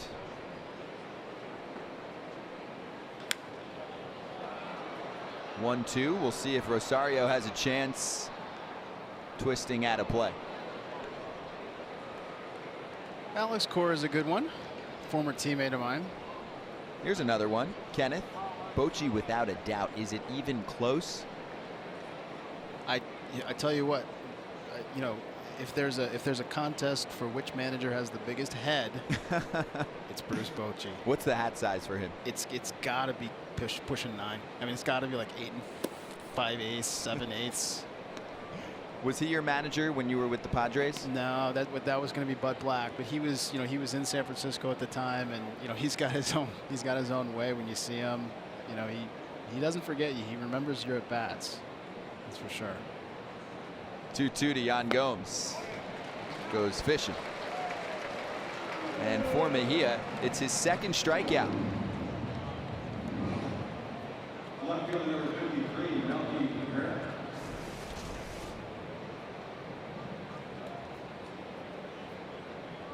Yeah, we're getting a lot of outs outside of the zone, and Mejia just continues to establish early, get early strikes, and finish out of the zone.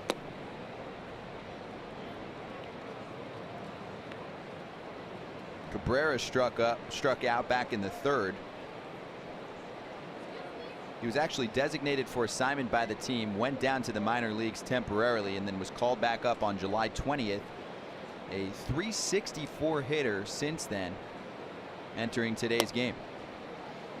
I was really excited when Cleveland went out and got Melky Cabrera. I said it then. I was like, this guy's coming off a year where he's hitting .285 with 17 home runs, serviceable from both sides of the plate.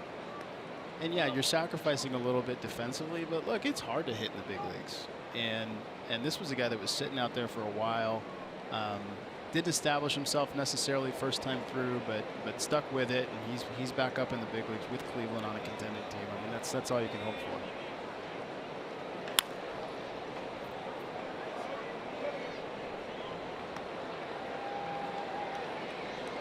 I know some fans were asking in the comments section earlier about Jason Kipnis and the possibility of him playing in the outfield in the postseason. It very much sounds like that won't be the case due to the moves they made, going with a center fielder in Leonis Martin instead of acquiring a second baseman. Dozier was a possibility, and apparently Ian Kinsler was highly sought after. Here's the 1-2, and Cabrera stays alive. Kinsler ends up with the Red Sox. These are the Indians outfielders this season. Brantley's playing, he just has a day off. Naquin's on the disabled list.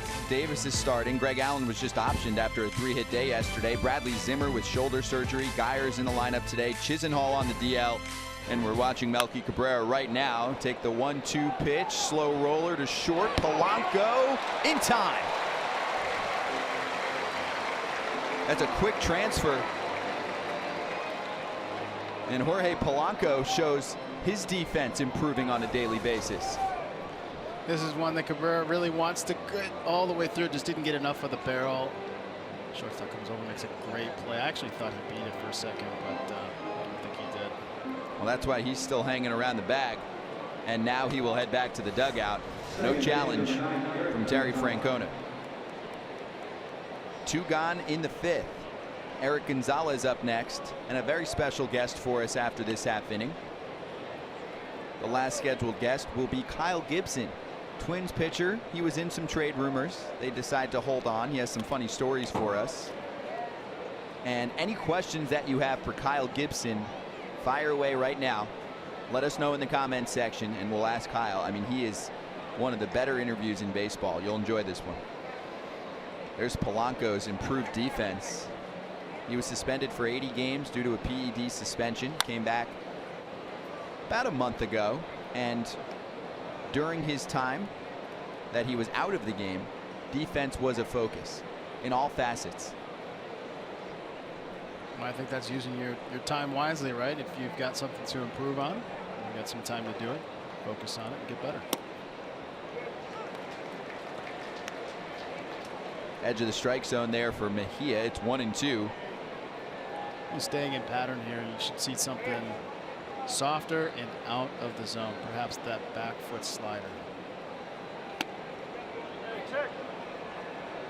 Appeal to first base. He did not go around. Gonzalez with the first hit for Cleveland this afternoon, and the only hit so far.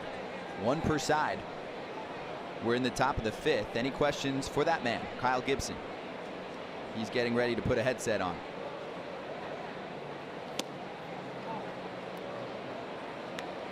Last 8 games for Eric Gonzalez have produced an 8 for 15 clip.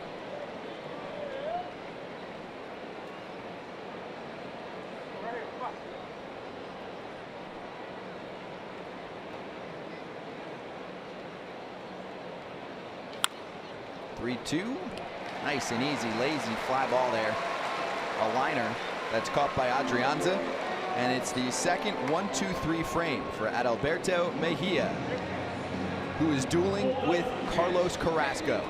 And we'll see him back on the mound for the bottom of the 5th. 6 strikeouts and some nasty off-speed stuff.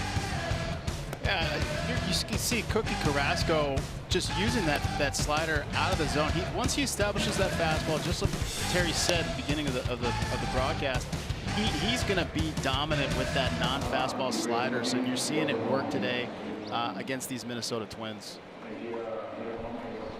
Kyle Gibson ready to join us on MLB Live on Facebook Watch. Here to check out the bottom of the 5th inning. Kyle, thanks for joining us. How are you today? What's up, guys? How y'all doing? Hi, Kyle.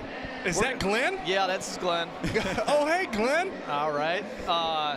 We're going to start off. Just what are your thoughts here with how Carrasco's done? We've been talking about him up here, pretty dominant. What are you seeing from down at the field level? Man, he's really attacking the zone. I mean, you see, I think through the first 4 innings, he had 48 pitches and 35 strikes or something like that. Man, he's attacking the zone and really putting pressure on our hitters. And if we're not swinging early, we're down 0-2. So he's mixing all of his pitches in the zone, and I think he's up to 95, 96 and snapping off the nasty curveball. So it's really making our hitters have to make quick decisions. And when you're doing that to hitters, the advantage is in the pitcher's favor all the time. He's facing Sano, Kepler, and Garber this inning, and we're talking to Kyle Gibson. Before I get to all the questions in the comment section, Kyle, I have 2 things for you. Number 1, what's the story with you and your agent yesterday? I don't know who that was, but that needs to... Did someone throw something at you? Was that you? Okay. No, I think you're referring to the trade deadline. Is that what you're referring to? I am. I heard you had a phone call with your agent and you fooled him. Oh, man, I messed up. It was completely on accident. As Glenn will tell you, sometimes I really don't have that great of a sense of humor when I'm trying to make jokes. So normally when it happens, it's on accident. But I told him one morning in Boston, I texted him when I woke up, and I think it was Friday morning right before the deadline. And I just said, hey, I'm moving, period. And then he started checking Twitter and thought that I had been traded. So it was completely by accident, but it turned out to be pretty funny that he panicked for a few minutes there trying to figure out where I was going. So was that on purpose? Why did you text him? Like what did you mean? Glenn will tell you, I'm not funny when I try. It was just completely on accident. And it was he called me about 5 minutes later. He's like, where are you moving? What are you talking about? And I was like, no, I'm just awake. I'm sorry. I should have said it a little bit different. But it was pretty funny there for a little bit. And then I also want to hear about your last conversation with Brian Dozier and his parting message with you. Yeah, that was tough. I barely made it here in time, first off, to see him off and say see you later. He was the 3rd of the 4 teammates here that I've spent my entire career with. And, got here at 3:30, thankfully, as he was walking out. And his message was, hey, don't let these guys quit. And I'm sure he told it to a lot of people, but we got a lot of guys in here that are really good players, and he knows that we're not going to quit. But I think that was just his parting message, saying, hey, you guys still have a really good team, and it's tough when you lose pieces like Esco and Doge and Press and Duke and Lance, but we got a lot of guys that can play, and as you see, I mean, these 3 games against Cleveland, we play these guys pretty strong, and we got a pretty good squad even without those guys. So nothing against those guys leaving. We love them. We're going to miss them, but we got to stay focused on the fact that we got a lot of good baseball players here still. Yeah, your team has another big series coming up against the Indians, and you've won 7 of 11 against them so far this year. Talking to Kyle Gibson on MLB Live on Facebook Watch. Let's mix in a few questions. And many asking about your overall improvements this year, but I'll specify with Gretchen's question. She says, Kyle, how did you improve your breaking ball so much? It's kind of funny. It really has nothing to do with my breaking ball itself. It has mostly to do with my fastball and attacking with my fastball a little bit better. And I've had multiple conversations with Glenn over the years and Eddie and pitching coaches from year to year. And I finally just found a little bit of something with a little bit of confidence in my fastball about halfway through last year when I got called back up from AAA. And how to use it in the zone and how to use my four-seamer in the zone and what situations it works best doing it. Man, that was a good swing. Yeah, that's Miguel Sano coming through. Yeah, so Gibby, I had a few things written down for you. You actually kind of covered them a little bit, but I think the one thing I noticed looking back actually at your stats on the internet and kind of your advanced stuff, your velo's up on all of your pitches, not just your fastball, but all of your pitches across the board. And then obviously your usage, your four-seam usage has gone up. I'm assuming that's something that's conscious. And then I guess with that, along with then, like you said, being confident to be in the strike zone and kind of learning how to strike guys out. If you kind of realize, like, as you strike guys out, you're like, hey, this actually works. I can do that more. No doubt. The velo, not necessarily something that I'm trying to do. I think it kind of comes from that shoulder program I've been doing a little bit and just really doing a better job of getting my body involved. Carrasco going to turn around and make the double play. It's 1-6-3. Max Kepler doubled up, and with 2 down, it's Mitch Garver.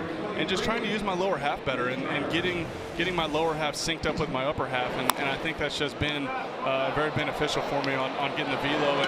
And when it comes to the strikeouts, Glenn, we talked one of my first years up here, a number to shoot for, and I don't necessarily go out there trying to hunt strikeouts. There's times where now that, like you said, I've learned a little bit better sequences that might work better for strikeouts. And one thing that learning from you, talking to you about how you attacked righties, especially, you were throwing 4-seamers in until they showed you they were going to commit to it, and then when they finally did, that's when you snapped off the slider. And doing a better job of realizing when they've committed to certain heaters and when they've committed to the slider and to the off speed, and just trying to do a better job of recognizing that.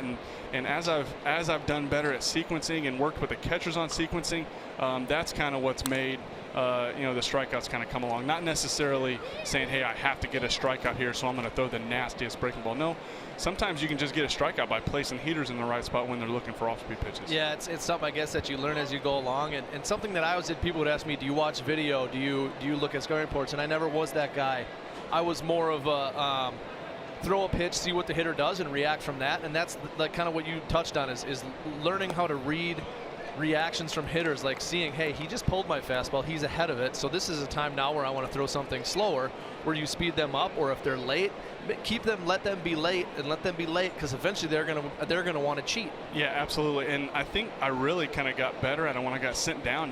Not as many reports, never really seen these guys. And Garver was actually the catcher last year, and in our first meeting, he's like, hey, what do you want to do to these guys? And I said, Mitch, let's just let the hitter tell us what to throw. We have a report on maybe they're going to be aggressive, maybe they like fastballs here, but other than that, let's just throw the first pitch, see how they take it, see how they swing, and then adjust from there. Very nice. Yeah, your pitch usage. I love how you've changed that profile and kind of realize everyone kind of like pigeonholed you as like a tall guy that has a good sinker that can throw a slider. And I think maybe you just grasped that and listened to those people and thought, hey, that is what I am. And I've never seen you pitch to what you did in college, but I would imagine what you did in college and what you're doing now are a lot more similar than what you did in between. Yeah, no doubt. I never really had a lot of success with my 4-seamer early in my career, and normally when I tried to throw it, I wasn't throwing it in the right location, so it was getting hit. So I really had little confidence in when and where to throw my 4-seamer, and I kind of had an aha moment last year in Toronto when I was throwing a lot of 4-seamers early in the count, and righties were fouling it up and foul to first base, and I'm like, man, that ball's not that great of a pitch, but I was locating it high enough. They knew I liked to throw a lot of sinkers, and that tunnel, might you call it, or that combo of 2 fastballs really kind of gave me an aha moment. Okay, I have the ability to use this pitch in different locations, and as I've thrown it more, I've gotten a little bit better at elevating it. Yesterday was probably one of my better times of being able to elevate it where you did, right above the strike zone, but below the zone where it's an automatic take. As you do that and as you develop that kind of sense of when and where to throw it, it's been a big help for sure. I still love my sinker and I still use that primarily, but being able to use the 4-seamer to get guys off the sinker. Let's face it, we're in a time where everybody's trying to lift the ball, and I was going through outings where people were hitting 10, 12 fly balls on my sinker. Like, that shouldn't happen. So trying to learn how to use that 4-seamer really helped. 4 out of 5 innings for Carlos Carrasco have been of the 1-2-3 variety. Kyle, thank you so much. Justin, for example, said, love the interviews. This guy is a beast. You do a great job with us. Thanks. Kyle, thank you. And just make sure you wipe that cake donut off your lips, okay? Sounds good. I love it. Scott Braun, Jody Garrett, Glenn Perkins, Alexa Dad is joining us here as the social media reporter as well for the entire game. It's the Twins taking on the Indians. MLB Live on Facebook Watch. And we could have a new pitcher soon, at least on the Minnesota side. Matt McGill, the right-handed pitcher, number 68, as Adalberto Mejia is on somewhat of a pitch count. And this is a tough part of the order to face now. It begins with Francisco Lindor and includes Jose Ramirez here in the 6th. Best duo, though, in baseball right now, hitting-wise, Jose Ramirez and Francisco Lindor. Swung in and blasted. Deep right field. Away, back and gone. As Frankie Lindor and now Jose Ramirez play home run derby. And how about the left side of Cleveland's infield? Jose Ramirez leads the majors with 56 extra base hits, while Francisco Lindor ranks second with 55. Cleveland Indians 1 through 4, the best in baseball. He hits another one high and deep and gone. Lindor with another home run. I'll tell you something, this kid is out of this world. Jose Ramirez is now just one homer ahead of Lindor. Stanton charging. Ramirez tagging. Here's the throw. And safe at the plate. Lindor and Ramirez have been as good as any duo I've seen in baseball this year or in recent history. That is a fact. Consecutive seasons of 90-plus extra base hits at 25 years old and under since 1920. And look at the very bottom of your screen. Jose Ramirez is on pace for his second straight 90-plus season. Pujols, Medwick, Greenberg, Fox, Klein, and Ramirez. And Francisco Lindor is not too shabby in that department either. A career year for him home run-wise last year, and he's doing it again. So is Ramirez. We said, wow, did not think this man had this much power. And then Jody, this year, he has topped that. He's the major league leader along with JD Martinez, both of them checking in with 32.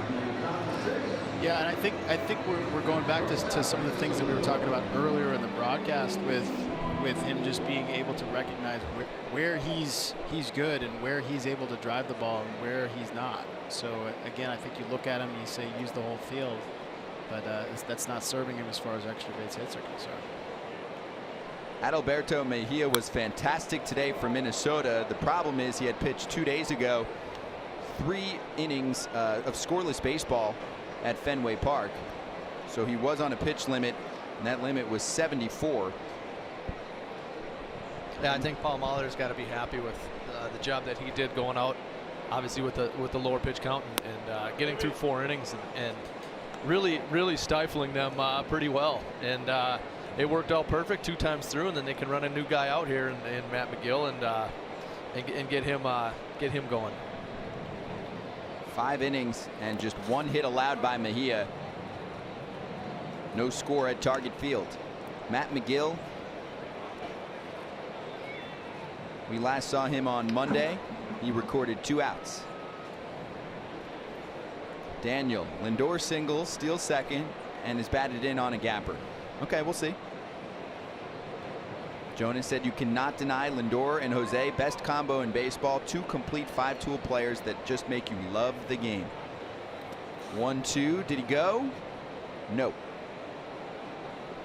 I said before the game even began, you could make a case for Mookie Betts and JD Martinez, except that JD Martinez is often a designated hitter. So if you're looking for an all-around combo, this looks to be the best. Yeah, I think so. And obviously you got to give bonus points, like you're saying, the guys at DH. You give bonus points, especially you got a shortstop. Betts plays right field, so you got a corner guy and a DH versus I guess a corner guy in Ramirez. I think maybe, you know, they got Kipnis, but I think he came up as he played a little bit outfield in that, but he came up as kind of just a utility middle infield guy, and then obviously a shortstop, one of the better shortstops in the game. Significant bump for that, and then still doing it with the bat. And that's funny when we looked at that graphic and you see who these little middle infield kind of guys are with in Matt Carpenter and JD Martinez, and these guys are on pace to have 90 extra base hits, and they're 2 of the smaller guys out on the field. It's inspirational for anyone size-wise that plays the game. You don't need to look like Aaron Judge or Jody Garrett. Well, and that's the great thing about baseball is that it's a game for all sizes. I mean, you know, a basketball player's got to be 7 feet tall. A football player's big, and you know, you can look a lot of different ways and be a baseball player. And by the way, Jody, I mentioned his name because he's not with us right now. He's in the comment section answering your questions. So fire away at Jody Garrett. Any questions that you have for him about the game, about his career, about the Cleveland Indians, let him know. He'll provide an answer. He is ready to type. Lindor with the 3-2, ships it to center field, and it stays up for Jake Cave. Rajay Davis coming up next. Final line for Mejia. 5 innings, 1 run, 1 hit, 3 walks, 1 hit batter, 2 strikeouts in 74 pitches. Guess how many pitches tossed by Carlos Carrasco so far? It shouldn't be a trick question. Well, it's out there on the board, so I'm gonna go 60. Nailed it. You know this ballpark, so, don't you? Yeah, some quick math in my head. He's got a heck of a strike percentage, going 44 strikes in 60 pitches.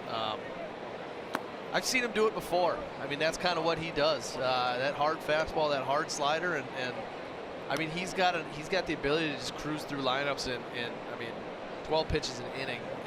You can't argue with that. 13 first pitch strikes out of 16 for Carlos Carrasco. That's the elementary level right there. Is the first thing any kid learns is throw strikes, get ahead of hitters. And I mean, the difference between 1-0 and 0-1 is drastic. And the higher you get, especially up at this level, guys love to be in a 1-0 count. And if you can get ahead and you get the hitters behind it, it's a tough. I mean, the game's tough as it is, but it gets exponentially tougher the further you fall behind, especially with the stuff that you're seeing in today's game. Rajay Davis, a 38th round draft selection back in 2001. Veteran player, second stint with the Indians, and that's just past the glove of Polanco, and it'll trickle into short left field. Polanco had it on the tip of his glove. And a 1-out base runner for Cleveland.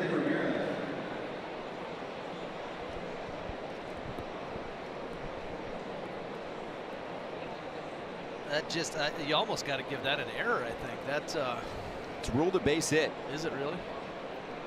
Yeah, he had that. Rajay Davis thought he was out too. That's why he always run it out right there. Who was it? Sean Casey that got thrown out from left field one time way back when? Yes, I've seen that video quite frequently. Run it out, kids. Rajay's got a little more speed than Sean. Jose Ramirez up right now. He's 0 for 2 today, but still 5 for 10 in the series. Alexa, what have you observed about him? Scott, we know that he's having an incredible season, but why is the question. So when I asked him that, he said, you know, I always work hard, but my focus is a little bit more intense this season. And he said, he thinks a lot of it is due to the fact that he signed his contract extension and he feels more relaxed. He's able to concentrate on basically nothing but being successful at the plate. I asked if he considers himself a home run hitter, and he's always telling reporters this. He's like, no, not really. I'm just a little guy, and I'm just trying to hit the ball out of the park.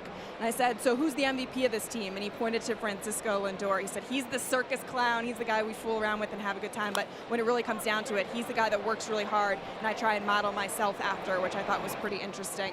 He said, you know, this year's team is actually better than the team that we had last year and in 2016. He said, wait for us to do some damage as we get into the postseason. Thanks. Yeah, I mean, Lindor and Ramirez keep getting better, so you figure the offense should have even more punch come playoff time, even though they've struggled offensively with their outfielders. They're hoping that Leonis Martin helps, but you look at the work these two have done. Near 300 hitters. The OPS, one is above 1,000.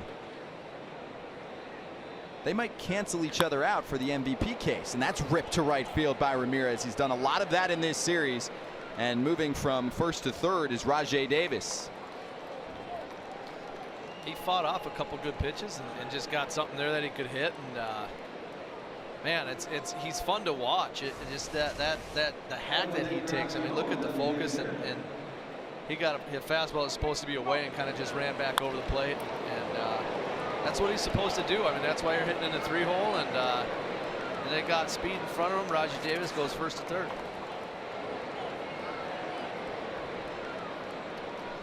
And RBI machine, Edwin Encarnacion. You know, we talked to Paul Molitor before the game about the trades and that, and Ryan Presley getting traded. One of the guys he brought up was Matt McGill, and how he was going to kind of have to assume a bigger role maybe than he has in the past here in the last couple of weeks since he came up. And this is his first crack here, so you know, I'm sure he's feeling the pressure a little bit. First and third, 1 out, and you know, wants to kind of show his manager that, hey, you know, they traded him and I can step in here and get the job done. This will be a tough test for him. DH cleanup hitter. He's had a strong past couple weeks at the plate. And a very streaky hitter. You do not want to face Encarnacion when his timing is down.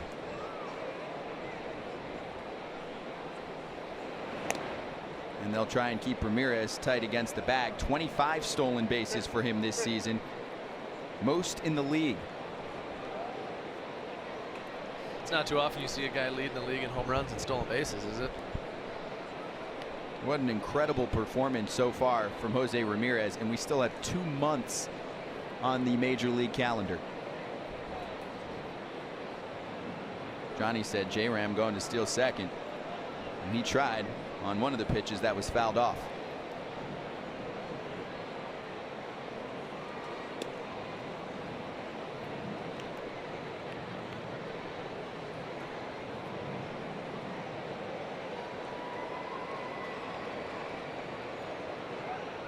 We'll see if Edwin wants to go the other way this time with the hole that they got. They're shifting him hard.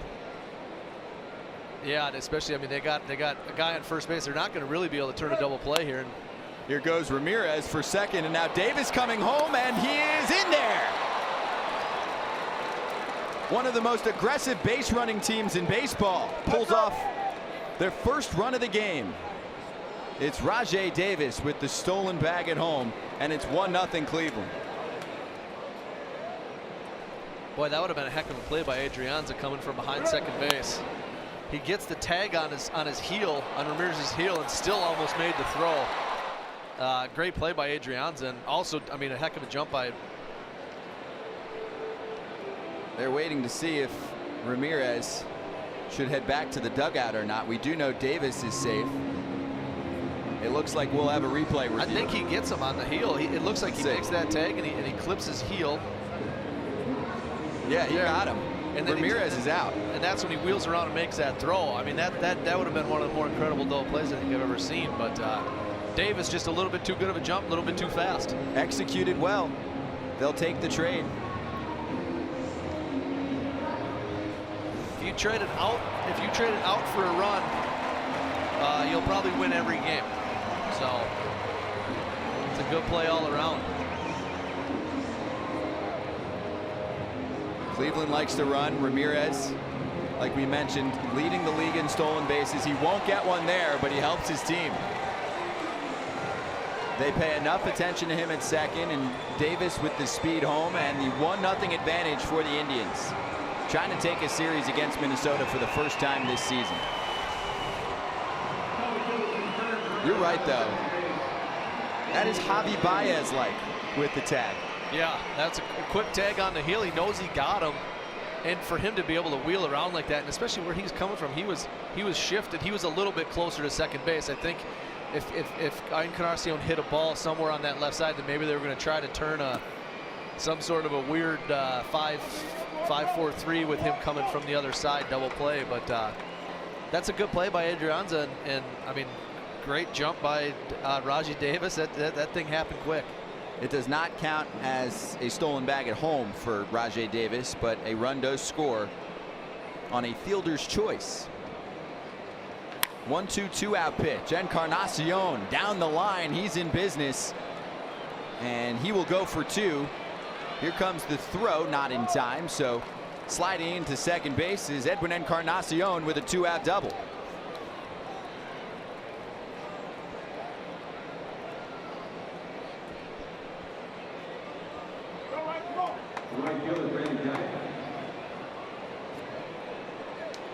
Looked to me like it was a hanging breaking ball.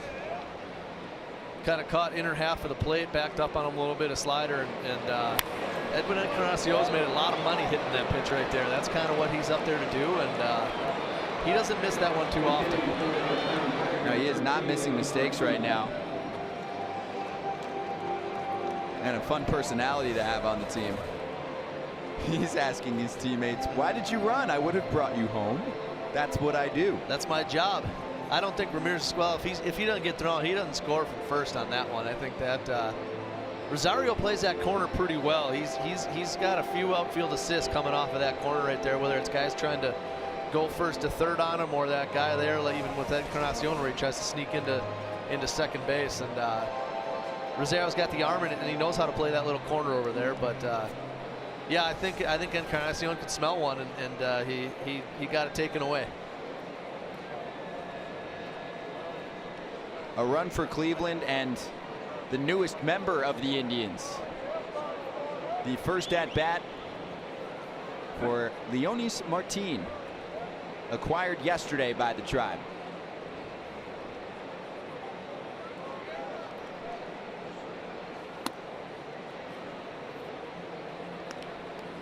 I don't think Encarnacion is over this yet.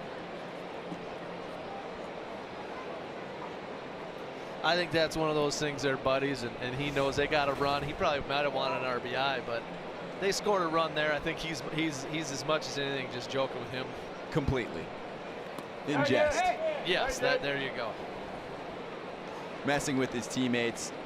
It's a team that is full of smiles. I mean, I know it's led by Mr. Smiles. That is his nickname, Francisco Lindor, but this team really likes to have fun. Yeah, I've gotten to know a couple of them guys at Kipnis and Brantley at the All-Star games, and it seems like a fun group to play. I mean, they took that fun and having fun kind of thing a long ways a couple years ago, and they've kind of kept that going. I mean, anytime you can be loose like that, it helps you play, and that's the kind of environment that attracts guys to want to come play as well. 2-1 to Leonis Martin, newest member of the Indians. And he will get work in center field against right-handed pitching. Rajai Davis against lefties. And as the right-handed reliever takes over, that's where you have the change. That's why Terry Francona said to us today, it's a day off for the left-handed batters. Actually, it's a half day off for the lefty bats until these right-handed relievers come into the game. Yeah, he does a really good job, not only with his bullpen and kind of platooning there, but making sure. I mean, even here where Geyer gets the start, he's like, you know what, I'm going to get this guy in. I'm going to get him a couple at bats, get him comfortable, and it's a chance where he can get that platoon matchup again.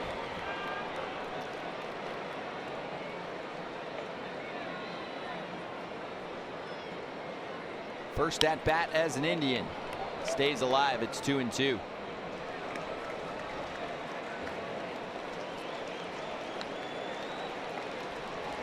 Martin also known for his glove, especially his arm. He leads Major League Baseball in outfield assists with 9.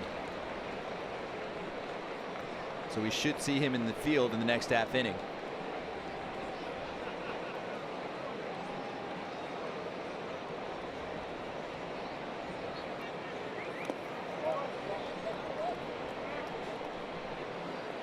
Got him swinging, missing, kind of a check swing thing early in the count. Thought maybe he could go back there. I always thought as a pitcher, if I threw something on 2-2, I was going to throw it again on 3-2. I felt like it was the easiest thing to where you bury a pitch in the dirt like that. Maybe you want to bring it up a little bit, or you know, you lose it. You can find that release point right away again. That was kind of always my mantra. Was if I threw it 2-2, I'd throw it 3-2. We'll see if he does it here. McGill's best pitch has been his slider. And there it is again. Batters are 190 with the batting average against the slider from Matt McGill this season. Goes with the four-seam fastball about 60% of the time. Slider 29% of the time.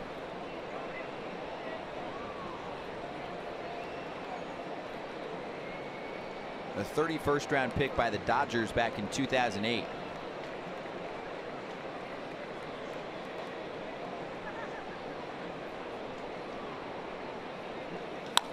(3-2) goes with the heater, and it's the center fielder Cave camping under it, and that will retire the side. But the Cleveland Indians, with their aggressiveness on the base paths, a theme this season, and it pulls off in a game where we were looking for runs. 1-0 Cleveland after Jose Ramirez goes for second.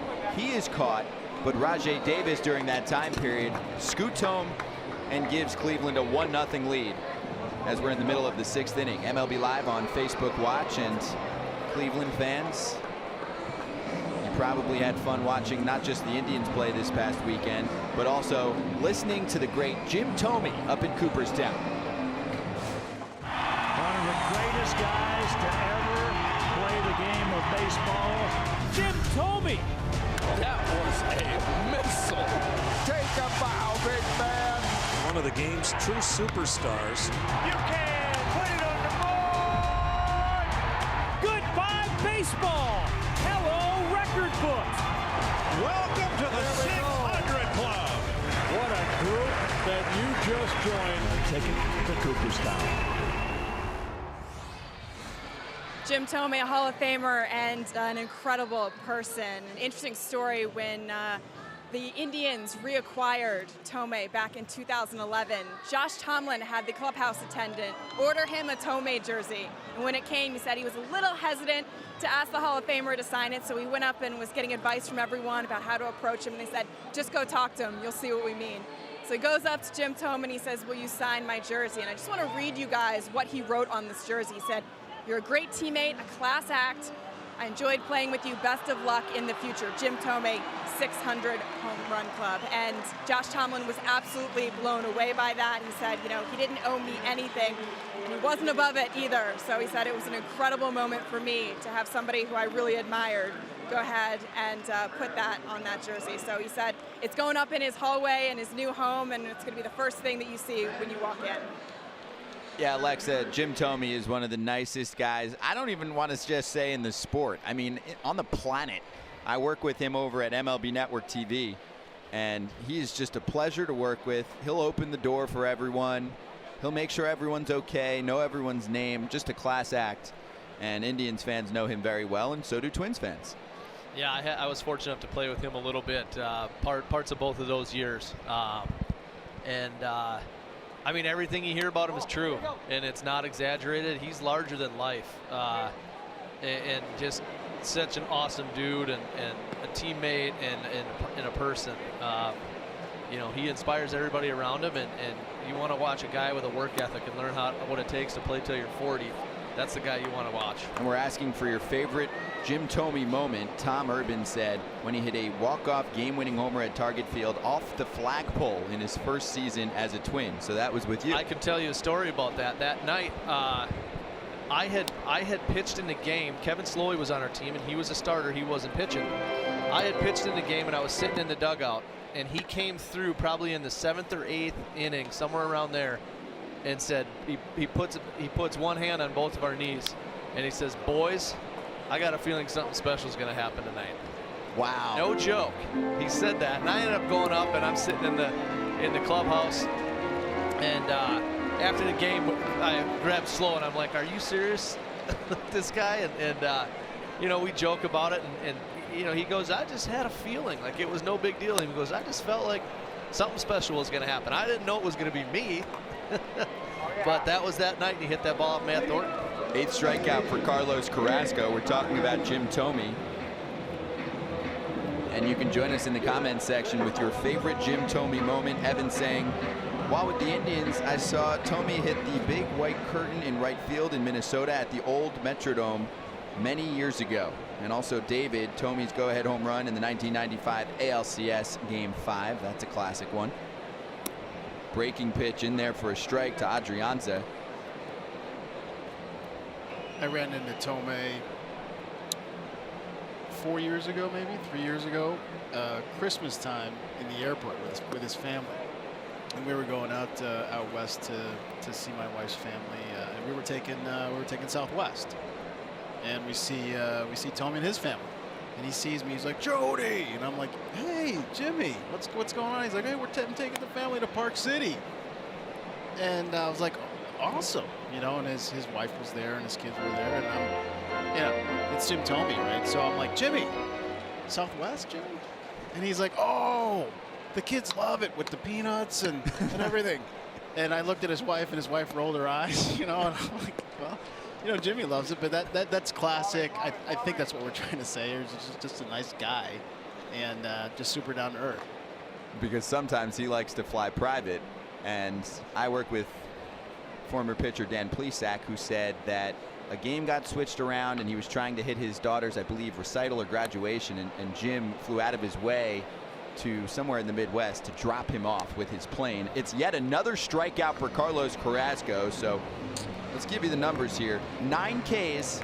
He's 70 pitches into his outing, and we're in the 6th with 2 down. He's continuing to get these outs and these strikeouts out of the zone. I mean, you set him up early, and then and you're giving him all non-fastballs with 2 strikes, and none of them, or very, very few of them, are actually in the zone. And they're tough to hit. They're starting in the zone and they're running out. Well, yeah, and he set Adrian's up there, first pitch slider just right down the middle, and he takes it, and then you see that, you get, I mean, you know better as a hitter than I do, but that's the way I thought, is like, if I could show this guy a slider, a breaking ball early in the count for a strike, then you have to respect it when you see it the next time, and that's where you can throw that thing in the dirt, and you know that, hey, he showed me that he can throw that pitch for a strike, and so I gotta try to put that thing in play, or to knock that thing foul. Just as a lineup, I think the Twins are just reading and reacting. I don't see a whole lot of guys going up there with firm plans, with a firm approach, and they're just getting beat because again it's formulaic what he's doing out there. What Carrasco's doing is he's establishing early. He's doing it enough times where he's not throwing a fastball first pitch to keep them off their toes, but it just seems like everybody's trying to read and react. You can't do that with a guy who's throwing 95 with a good off-speed pitch like that. You have to sit on one or the other, take your chances. Look at the results so far. It's not working. You got to change something. 18 batters faced, 14 first pitch strikes. He was ahead of Mauer 0-2, wasted 1 outside. And now the 1-2. Mauer stays alive.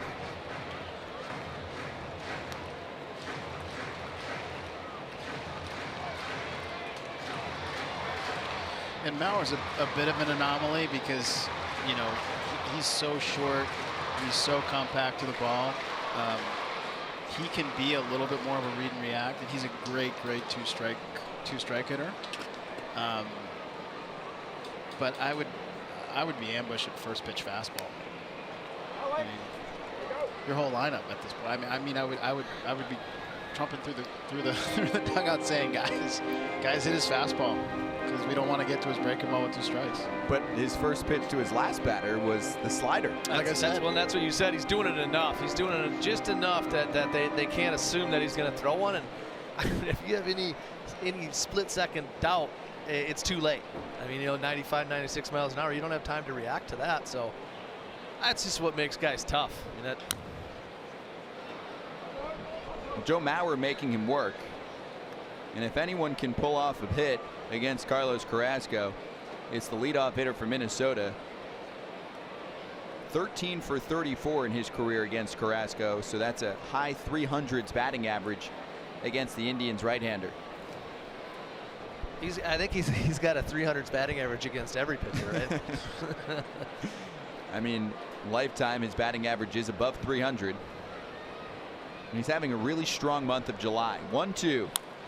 I was a little spoiled with him, playing with him for as long as I did, and actually I've known him all the way back to high school, but it wasn't until I was him and I were on the World Baseball Classic team in 2013 together that I saw the reaction of other guys that had never, I see Joe every day, I see him hit, and then you see the way other guys react, and we're standing in the outfield going, man, every ball he can hit it exactly where he wants. He's hitting all these balls in the same, and they were so enamored with his ability to hit and to put the bat on the ball that I think I took it for granted a little bit playing with him.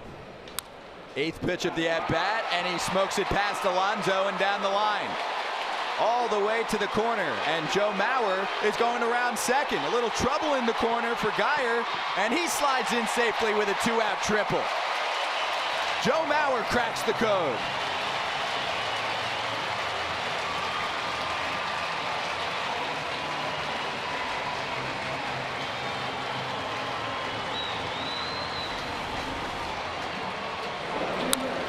And this was just a pitch that was just got too much of home plate. And Joe, being the professional hitter that he is, just didn't miss it, put it in the right spot, put the Twins in a really good position here with 2 outs.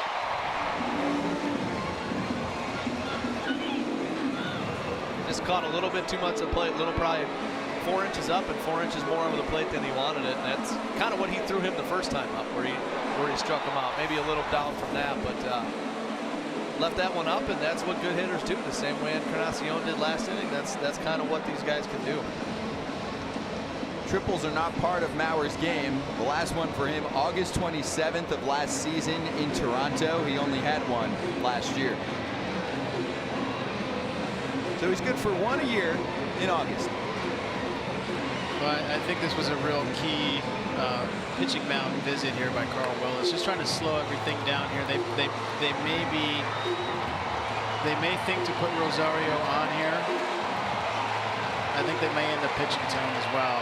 But no matter what, it was a good opportunity for Carl to go out there and give Carlos a break and a breather, talk about the next step at and what we're going to do here. This is the first runner in scoring position for the Twins this afternoon. Yeah, he's completely shut him down. I mean, he's kept them off balance, and the Minnesota lineup has been unable to adjust to the sequencing between Carrasco and Yan Gomes. Mauer was behind 0-2 and ends up working the 8th pitch of the at-bat into a triple. And now Eddie Rosario is behind 0-2.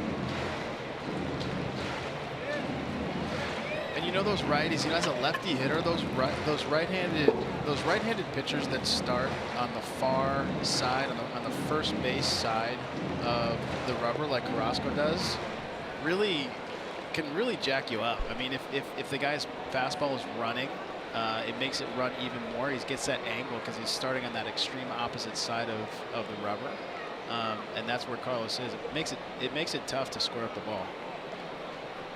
He's used that running fastball a few times today, just getting that thing in on those lefties, starting in and let it run, and playing that off of something that Joe actually told me a long time ago, pitches, was making X's on the corners.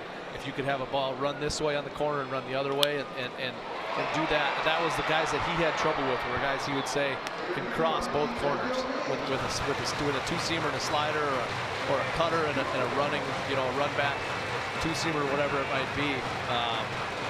And that's, again, I mean, just with the stuff and the command that Carrasco's had today.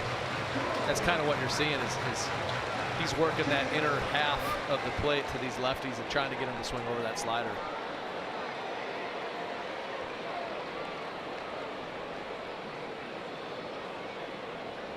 An 0-2 hole for Rosario.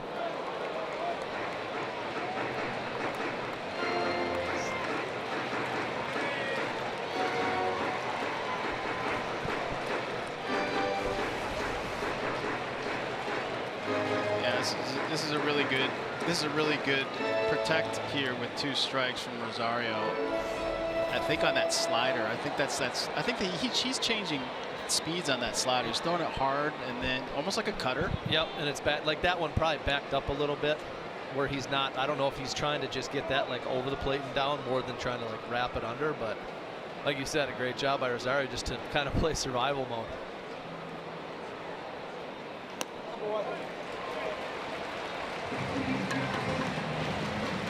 Okay, I think you can count on one hand the number of hitters that can truly cover the whole strike zone at the major league level.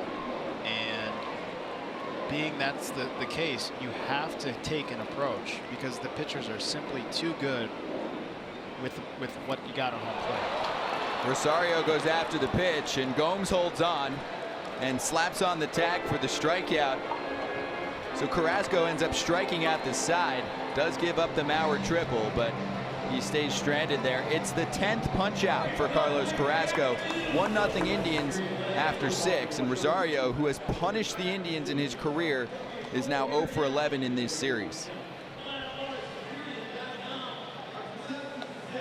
So we went over Jim Thome making it to the Hall of Fame and the awesome speech that he had this past weekend. We have St. Paul-born Jack Morris finally joining the Hall of Fame, and he might eventually have company in Cooperstown. It's impressive to see the connection that this region has to this baseball club. And a third Hall of Famer from St. Paul, Minnesota, joining Paul Molitor and Dave Winfield. I am thrilled to join you both here in Cooperstown as the third Hall of Famer from St. Paul. This fan base is incredibly passionate about their sport. There's a deep connection to the region. I mean, with Paul Molitor as our manager, a St. Paul, Minnesota native, and you just mentioned guys like Jack Morris. Dave Winfield in the 80s was the scariest dude playing baseball. Self-generated, the crowd has started a Let's Go Joe chant. Off the middle and through. It will score 2 runs, and the hometown kid reaches his milestone at home. Yeah, that hometown kid, Joe Mauer, got into the 2,000 hit club in Twins franchise history, only 2 previous members. Now, Joe Mauer's career ended at the end of 2018 season. Is he a Hall of Famer? That is the question we're asking you on Facebook. Let us know in the comments section. Here's the resume. He was an MVP in 2009, one of 6 catchers all time to win the award. 3 batting titles, most all time by a catcher. He's made it to the All-Star game 6 times, 5 Silver Slugger awards, 3 Gold Gloves, the first overall selection by the Minnesota Twins back in 2001. And now we've seen him over the past several seasons make the transition over to first base. Do you think Joe Mauer is a Hall of Famer at this point? 68% of the Twins fan group says yes. So there could be some bias with that group, but I think it's a great case. And it's something that will be talked about for the rest of his career, and then definitely when he's done. He certainly should be on the list and should be discussed for Cooperstown. What do you guys think? Yeah, and I think the thing that you got to remember with him is the concussions and what happened kind of after he stopped being a catcher. But what he did from 2004 to 2013, I mean, he was the best catcher for a 10-year span, and there was really no doubt about it. You know, the batting titles, the MVP that we saw. Gold Gloves. I mean, he was.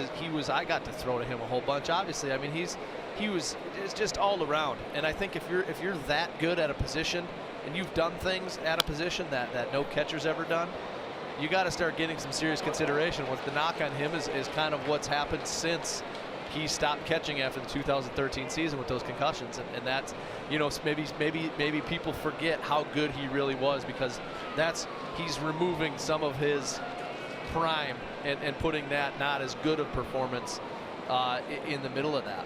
Scott Allen, not me. I love Mauer, but I think he's on the bubble, and I think that's evident in the Twins fan group, because 68% of them say yes. But remember, to make it to Cooperstown, you need 75% of the vote from the writers. That's a good point. I mean, he was a really good catcher for a really long time, and the legacy is going to change a little bit because he's not spending his entire career catching, and so that's going to make him probably not be a first ballot guy. But time will tell, right? Because he's continuing to play. He's made the transition successfudly, but when you look at Hall of Fame catchers, they caught for the majority of their careers. I'm sure there's some exceptions, but Pudge Rodriguez caught. Yadier Molina is probably going to be in that conversation, and you're never going to see him primarily not be a catcher. He's still really, really good in his mid-30s. Jason said if Mauer was still a catcher, he would be first ballot. Right now, he's a slightly below average first baseman. I'd lean toward no. Plenty of fans saying yes, like Pam. Mauer, ... is definitely a Hall of Famer. This is Gabriel Moya on the mound, the left-handed pitcher, 23 years old, with that herky-jerky delivery, and just 8 1/3 innings from him so far this season. He's given up 7 earned runs, although a scoreless outing on Monday against Cleveland. He recorded 2 outs. 3-2 to Yonder Alonso. A little oomph on the delivery. He's a guy I got, I think, from J.R. Murphy last year, Arizona Diamondbacks. Really good numbers in the minor leagues, AA and AAA, tons of strikeouts. Not a velocity guy. I mean, 90 tops maybe. I mean, you might see a 91 if he really humps up. But he's got the deception in his delivery, and we talk about spin rates and those things. I think he's a high spin fastball guy, so you're going to see some funky swings and some funky movement out of him. Alonso stays alive. Moya had an epic run too. Last year in the minor leagues, he did not allow an earned run for 34 consecutive appearances. That went from May 5th all the way to August 2nd. And during that time period, he was a perfect 24 for 24 in save opportunities. Last year in the minor leagues, the lowest ERA, 0.77. Wow. Those are results right there. He reminds me of my old nemesis from the Twins, J.C. Romero. He does have a little bit of J.C. Romero in him. 3-2, and he's got the strikeout. I've never asked. I should ask Eddie about that, if who he reminds him of. I think he might say the same thing. That's a good one. A straight change right here. Just kind of fell out of the strike zone. Pulls the string for the K. He'll face Yan Gomes, and more on Joe Mauer. This is before the big contract that he signed, 8 years, $184 million, which actually expires after this season. And then after the contract, batting average down and home runs not the same, but like Glenn mentioned, concussions were a problem for him. And was a problem this year too. Yeah, and watching him hit at the Dome versus hitting here, I mean, he's a left center kind of gap guy. And he was able to get that ball up just enough at the Dome where he could hit it out.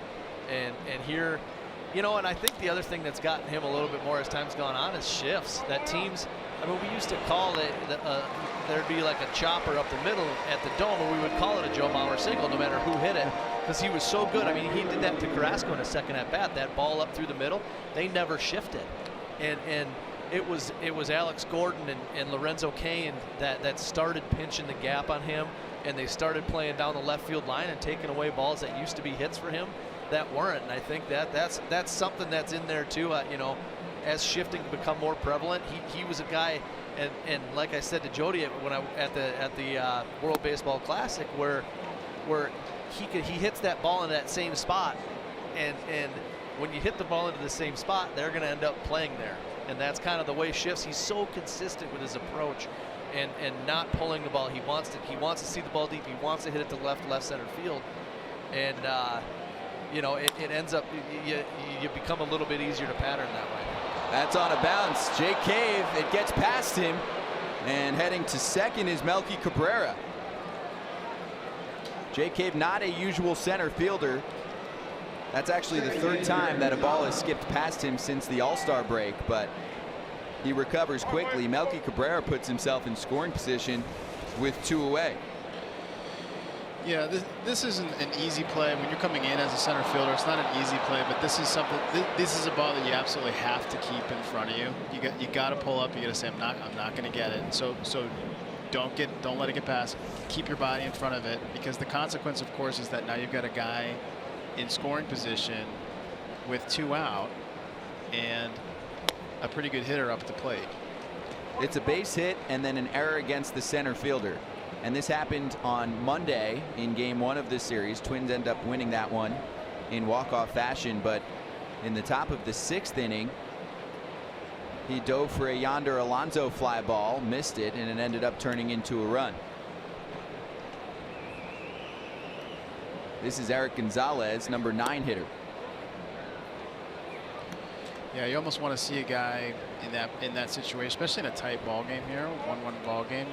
You almost want to you want to get every ball that's out to you, but at the same time, you want to have a guy say, I know myself, and let's just play it safe and keep the guy off second base.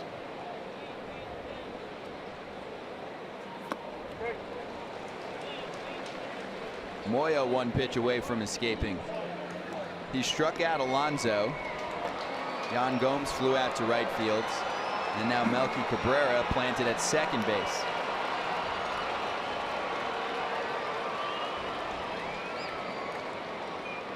Eric Gonzalez with a base hit back in the 3rd inning.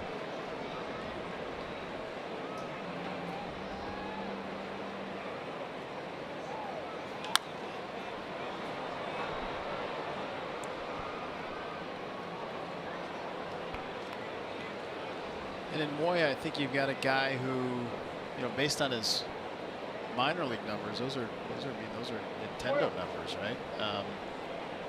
but he's not throwing hard, which means he's got a lot of stuff that's ultimately probably starting in that zone and then either flying kind of out or dropping out below. If Glenn, to your point, if he's a guy that's got an above average spin rate, then the ball's going to drift out of the zone when it kind of starts in the zone to the hitter. Yeah, and I think it's the way his fastball kind of stays and rides up, and then with that extra spin, and then I mean he's showing a slider and a changeup this inning that have both been pretty good pitches. And still a young kid, so he's learning a little bit, but there's some promise there. He was one of the first guys that Derek and Thad targeted, I think, when they started making some trades. And he does get the strikeout. Nicely done. Great pitch. Eric Gonzalez swings through it, and Gabriel Moya is unscathed in the 7th inning. So the only run in this game coming from Cleveland, and Zachary asking for a replay of that stolen run. We will get to that, I promise, Zachary. We'll show you how the Indians have this 1-0 lead. But for now, the Indians return home on Friday. They'll open up a 7-game homestand against the Angels, and then the Twins are in town. So come see Lindor and Encarnacion and Jose Ramirez in action at Progressive Field. You can get your tickets now at Indians.com. The Twins finish up their homestand this weekend, 3 games against the Kansas City Royals. So catch Eddie Rosario and Joe Mauer at Target Field. Get your tickets now at TwinsBaseball.com. MLB Live on Facebook Watch. We're having fun with Alexa Dat all day. Hey, Alexa.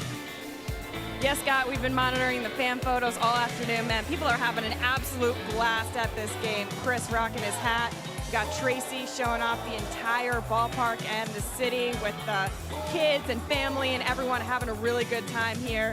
Brad's making sure that he gets some love from some of his favorite players. Ashley as well. We've been watching the fan comments. Everyone's showing some love for Carlos Carrasco for his great outing. Predict a final pitch count in the comments, and we will share all of your predictions. A lot of people are making your case for Joe Mauer as a Hall of Famer, yes or no, but I want to know why. You let us know why. The Jack Morris and Jim Thome stories have been incredible, so keep those coming. Use hashtag MLB Live on FB. Daniel E. wants to know if Jose Ramirez or Mookie Betts is the AL MVP so far this season. Guys, what do you think? What do you think, Jody? I don't know. Not sure. What do you think, Glenn? Huh? Jose Ramirez? MVP right now? Jose Ramirez,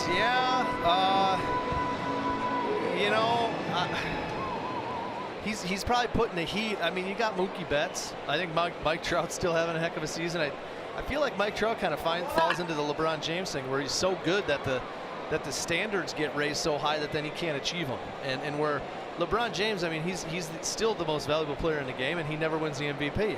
I think I just have a hard time going against Mike Trout, but I mean, Ramirez is giving him a heck of a run for his money. You got to say that. Hit his 30th the other day. That's right. Yeah, and Alexa said Ramirez or Mookie Betts, and like Glenn said, you cannot forget about Mike Trout in a conversation like that. Well, it's too early to call. A couple guys having monster years. One easy hop for Eric Gonzalez to retire Jorge Polanco.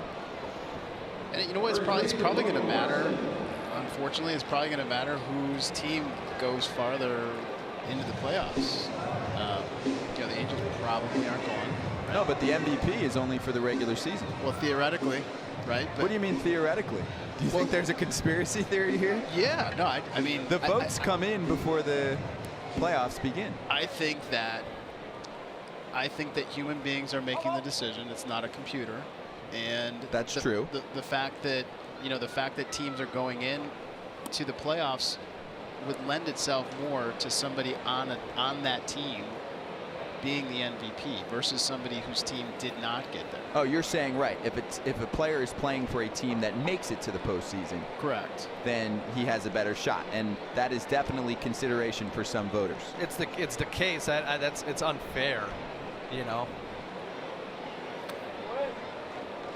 It's hard. Baseball's such a hard game to a Mike Trout or a Jose Ramirez. He's batted 3 times today.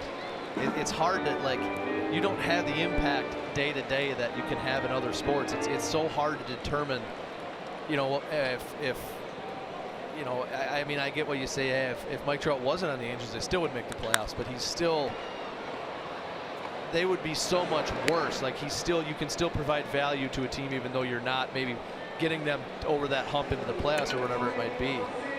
It's an interesting argument. I mean, it is. It's always fascinating, and I, you know, you end up on a really good team like you know, Jose Ramirez has got guys hitting around him. He's got Edwin Encarnacion behind him. He's got Lindor in front of him, and you get put into a situation like that, it's a little easier to perform in that situation, I think, than maybe being the guy.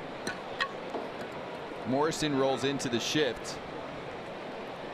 And Carlos Carrasco just keeps rolling. That's pitch number 90 to Miguel Sano, who struck out in the second and had a base hit back in the 5th inning.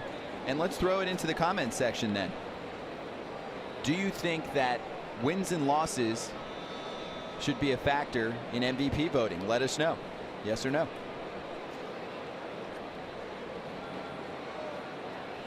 I think as time goes on, there's going to be a shift change in that as well. Like you've seen with the Cy Young, where guys start to win Cy Youngs, and it's not he won 20 games, he's got to be the Cy Young winner. Felix Hernandez won a 1 year of 12 wins or something like that, and you know that it's not. There's so many more ways to arrive at how valuable a guy is or what he provides to a team. And that you'd think that would eventually happen with an MVP vote as well. This from Dell. No way. Jose is the leader in steals, homers, hits, doubles. Great defensively. Leads the team in go-ahead RBI. My gosh. And I guess. Oh, that's close. There you go. A little chin music for Miguel Sano. No contact. Close.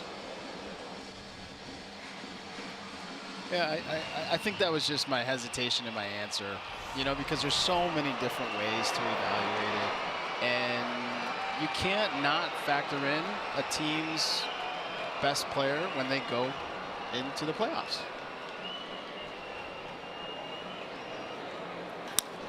Sano to left field. Cabrera, warning track, has it. And that's Rajay Davis actually in left field now, as Leonis Martinez moved to center.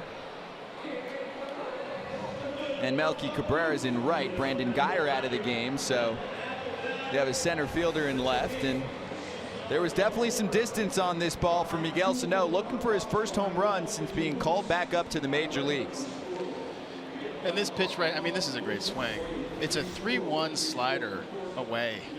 I mean, that just makes it challenging to reestablish yourself at the major league. When you're doing that, there's, you know, that's just tough. I mean, you're just hoping for a pitch there. Yeah, you got a guy out there throwing that stuff, and then he's got, you know, you're trying to hit a 3-1 slider. That's where you work a count. Like you try to work a count. Let me get into a 3-1. Maybe I can get a fastball. 5 1-2-3 innings for Carlos Carrasco. It's a 1-0 Indians lead. MLB.TV is now available at a lower price for $59.99. Watch every out-of-market regular season game, plus get a free subscription to MLB At Bat Premium. Blackout and other restrictions apply. Visit MLB.TV to take advantage of this special offer. The MLB At Bat mobile app brings every baseball moment to your favorite devices. Catch it all season with the free MLB.TV Game of the Day, live radio broadcasts, in-game highlights, stats, news, and more. Download MLB At Bat today. It's your #1 app for live baseball.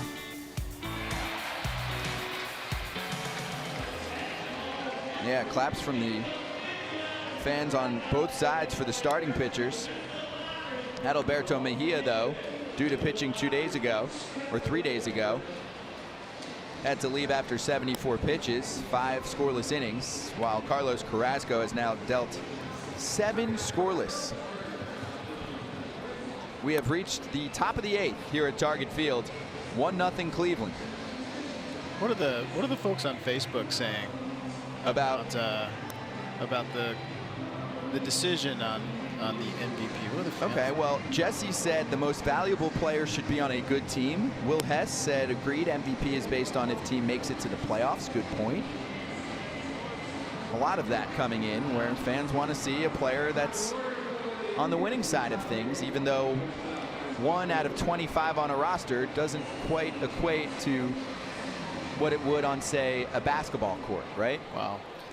Yeah, I mean, and that, you know, I think they have a thing in basketball. Like, I was just looking at Fangraphs wins above replacement. Mike Trout 7.6, Jose Ramirez 7.3, Mookie Betts 6.3. So, I mean, Trout and Ramirez are kind of in a class of their own, and really that's just splitting hairs there. I mean, that's about as much of a coin flip as you can get. I guess I'd be okay. Hey, you know what? It's not Mike Trout's fault that he's not on a team that's this good, but this guy's on a better team. Maybe you do give him the bump. Well, if there were more guys like you making the decision, I think Trout wins it more often, right? And would probably think to win it this year. But that's just not how people make decisions. I mean, they're going to be influenced by how well the team does. We pinned this in the comment section from Karsten. Being on a better team helps automatically. Just having better hitters around you in the lineup. Being a stud on a bad team is even more impressive in that regard. And Wendy said, no, wins and losses shouldn't decide MVP. It has to do with how they play. Jose is the MVP. Trevor Hildenberger, who is a unique look from the right side, against Francisco Lindor, who has reached base in 2 of 3 plate appearances today. Yeah, he's kind of got that submarine. The amazing thing about Hildy, Lindor hits it hard to first, but Morrison gobbles it up and makes the play for out number 1. The amazing thing about Hildenberger is, you know, he's throwing sidearm down here, and he's got a really good changeup. And he's, you know, I don't know what he is, 88 to 90 maybe. I've seen him go, and he'll all of a sudden pop up over the top and throw a ball 94, 95 miles an hour. And I asked him last year, you know, you throw 95. Why don't you throw 95? Why do you throw 90 from down here? He said, oh, I wasn't any good. He almost didn't even get drafted. I mean, he was a senior sign draft guy. Oh, wow. And just was terrible in college. And he threw overhand, and somebody told him, hey, why don't you do this? And, I mean, his numbers, he's been a stud ever since he signed. But, yeah, he'll get into an at-bat with a guy, and just to try to change the look, he'll go and he'll throw it. I mean, in maybe 93, 94, 95 miles an hour. I mean, isn't that just insulting every other submarine pitcher that's out there because they're down there because they can't throw 95? Right, that's exactly it. He's a one-of-a-kind guy. Isn't that kind of like shaving your head if you can grow it? And that's a lazy fly ball. It'll stay in the infield for Adrianza.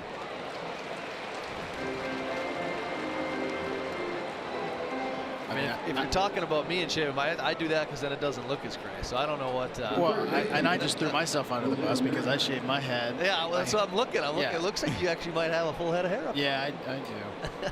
I mean, got a couple power alleys, but we'll come in. I'm not going to contribute to this conversation. I'm not there. No, he's not. No, Scotty's not there. Maybe one day. Hildenberger downstairs. Is the changeup the best pitch for him, Glenn? Yes, it is. You know, I mean, obviously down there it's tough. He actually commands the ball, controls the ball pretty well. Doesn't walk a whole lot of guys, but that's a little bloop, and it is a foul ball. If it wasn't fair territory, no one's there. It's a Bugs Bunny kind of just funky, like it drops like a knuckleball almost. Like it doesn't have like a typical fade, like tumble type. Like it kind of just like goes up and like falls down. It's a weird just for him to be able to get on top of that thing from down there is impressive. But yeah, far. I mean, he throws it to, you know, lefties and righties. He gets some terrible swings from righties. There he went over the top, but it was a changeup. He fooled me. So does he throw it like does it have split action where it's kind of going straight down? Yeah, but it like kind of just falls. Like it's not your typical changeup. I don't really know how to describe it because it comes from like, you know, kind of a sidearm type of deal. Racing is Rosario, but he won't get to it. Jose Ramirez couldn't make any sort of loud contact off the bat. This little blue base hit counts for 2. It's a double with 2 down. And in back-to-back innings, the Indians have a base runner in scoring position with 2 away. Perfect placement there by Jose Ramirez. Everything's going his way. Yeah, not quite the Bermuda Triangle, but just finds a little spot where Sano's not going to be able to get back there. Rosario didn't get a great jump to get it. And boom, you got a little bloop double. We used to call those Texas Leaguers when I was a kid. Texas. That's a classic Texas League single, double. Texas League double. Yeah. You never heard that? No. I don't even know what it means. I probably wasn't until I was 21 years old I even knew there was a Texas League. But apparently that happens a lot in the Texas League. You know, honestly, I don't know what it was, but that's what we called them, was Texas League doubles. Nice day at the plate for Encarnacion. And that ball is gobbled up by Sano on the hop, and Morrison makes the play. And that will sit down the Indians in the top of the 8th. Miguel Sano doing nice work defensively at third base this afternoon. Super great play right there. Again, we've got some agility out of Miguel Sano at third base. Getting up and then using the ground, using the turf. We saw this in a game with Boston a few nights ago. The usage of the turf. Just make sure it's accurate. Don't throw it hard, just use the turf and keep it on point.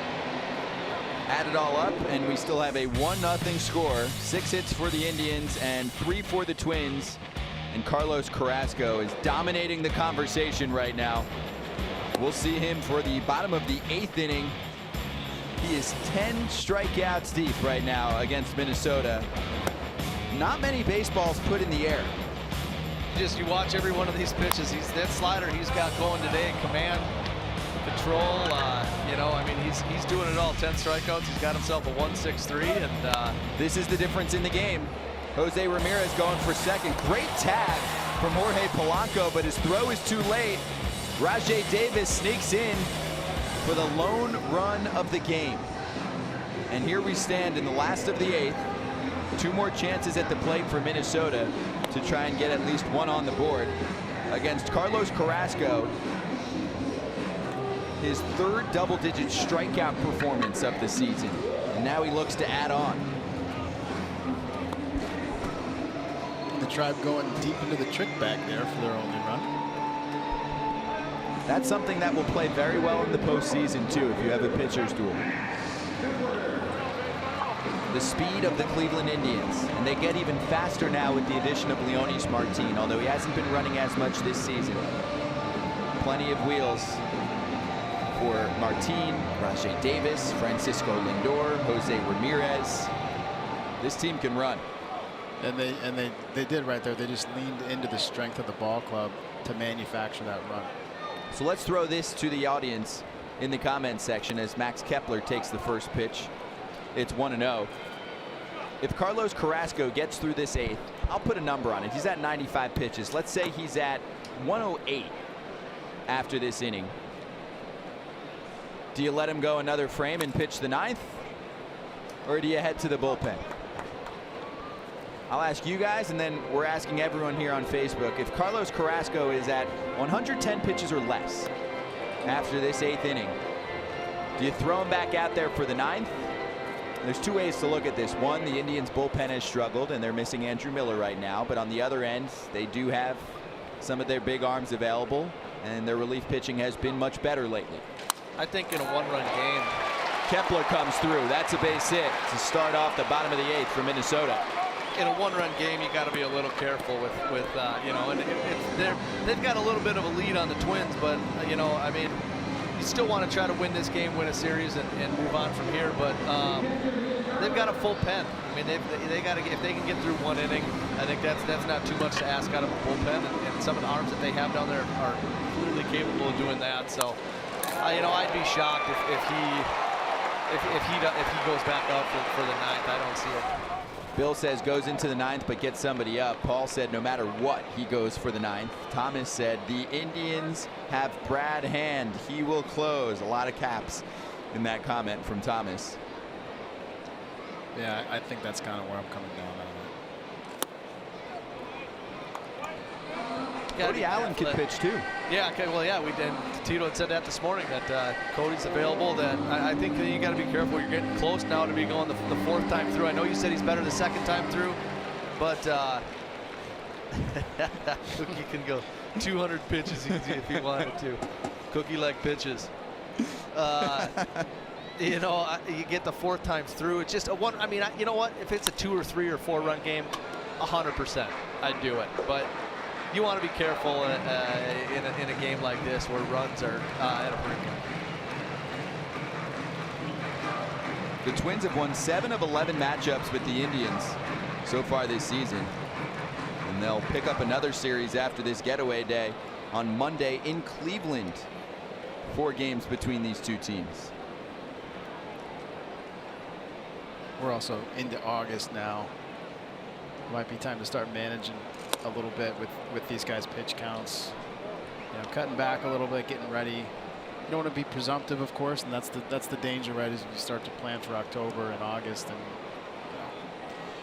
you're messing with karma, you're messing with stuff. But ultimately, you know, Brad Hand's going to probably close the game. Well, yeah, they got him up out in the bullpen, and I'd like to see him pitch. He's a Minnesota kid. I'd like to see him throw the ball. In the air to center. Might be a little biased. Martin gliding over. And that's the first out. Mitch Garver is retired. And here comes Jake Cave. 101 pitches for Carrasco. And there his hand. The Indians made a deal with the San Diego Padres about a week ago.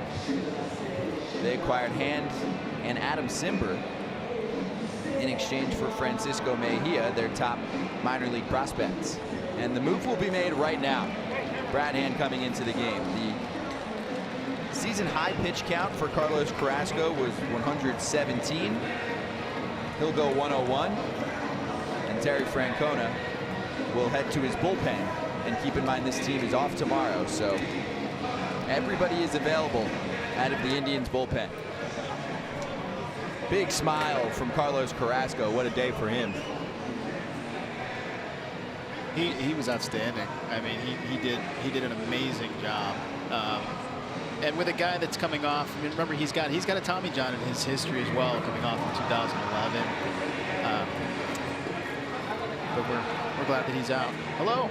How are we doing? Hello to the Facebook audience around the globe. Scott Braun, Jody Garrett, Glenn Perkins. Time to play Like It or Leave It. So if you're a fan of what we put on the screen, thumbs up. If you don't like it, thumbs down. Like It or Leave It starts now. Bryce Harper should have been moved at the deadline. Wow, I say no. Nationals give it a shot. You guys don't think the Nationals have anything left in them for the rest of this season? I put them as one of my picks for not having a very good deadline. I think that they could have done more. Okay. Great. What's next? I know Indians fans would have loved to see Bryce Harper come over to their outfield. The Pirates gave up too much in the deal for Chris Archer. It's unanimous. That means that that it was a good deal. Yeah, it was a good deal for Pittsburgh. Yep, yeah, definitely this way. Yeah. Nicely done by the Pirates. Gave up a couple prospects, and the Twins should be concerned about Buxton and Sano. At least one of them, if not both, have gone through their adversity. It's getting to the point where the adversity starts to mount, and you want to see them succeed, and it's getting to that time. They've both only have 3 years left of control. The Indians need an outfielder to win in the postseason against the American League's Big Three. Not anymore, right? It would have been a nice luxury, but they did add one in Leonis Martin. But did they need another big name for you? I don't think necessarily. It wasn't there. The center field, what they needed was a left-handed hitting center fielder that could play deep, and it wasn't largely available for the right price. Indians fans, play along with us. Like it or leave it on that one. Did you want another big name outfielder? And back it up, though, if you wanted one. Who? Well, I thought that they could have done well to maybe get another right-handed reliever, kind of the way where they had Brian Shaw the last couple of years, and how much he pitched and rubber arm. And with their bullpen struggling the way it has, that's something Tito leaned on him hard for a couple of years, and he came up big in a lot of spots, and that's something that I think that they got Simber, they got Hand, but I think they could have gone a little further out there. Brad Hand will be heavily relied on. His ERA is under 3 on the season. He was the closer for the Padres, so he's already racked up 25 saves this season. His last appearance was last night. 1 1/3. Untouched. I think when it comes to the Indians adding at the deadline and even in August, you know, don't sleep on August, right? Because you can still go out and get guys, maybe guys that were a little bit more pricey, and you cut down a little bit on what it costs. I mean, you know, it's all in when it comes to winning in the window. You know, winning in the window is, maybe you could hashtag that for the Cleveland fans, right? Because you got you know, you got the dynamic duo still here, and under the requirements for arbitration and whatnot. But yeah, those payroll considerations really do play at the deadline. Pinch hitter Robbie Grossman takes the first strike of his at bat. It's 2-1. He's 2 for 15 this season as a pinch hitter, and he replaces Jay Cave. So Paul Molitor counters Terry Francona's move as a righty bat facing the left-handed Hand. Although Hand certainly can retire hitters from both sides.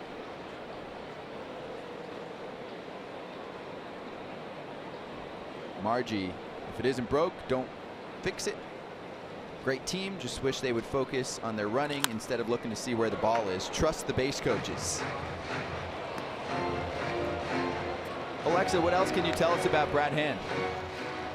Well, I talked to Brad today in the clubhouse, and he was saying one of the biggest differences between being with the Indians and the Padres is that a lot of the guys here with the Indians have kids. And he said, I've got 2 kids, so it's cool to be able to talk about families with them. He said, when I was in San Diego, after a win, it was like a party in the clubhouse, and that was something that's pretty different here. He said, my first win here with the Indians, he said, it felt a little weird because everyone just showered and went home. He said, but that's because it's expected here. And he said, the expectations are a little different. I asked if that adds some pressure to him. He said, nope, just feels like my job is really important, and that makes me feel like my competitive juices start to flow. He said, I just got to go out there and do what I do best. A little more business-like here, even though the team keeps it plenty loose.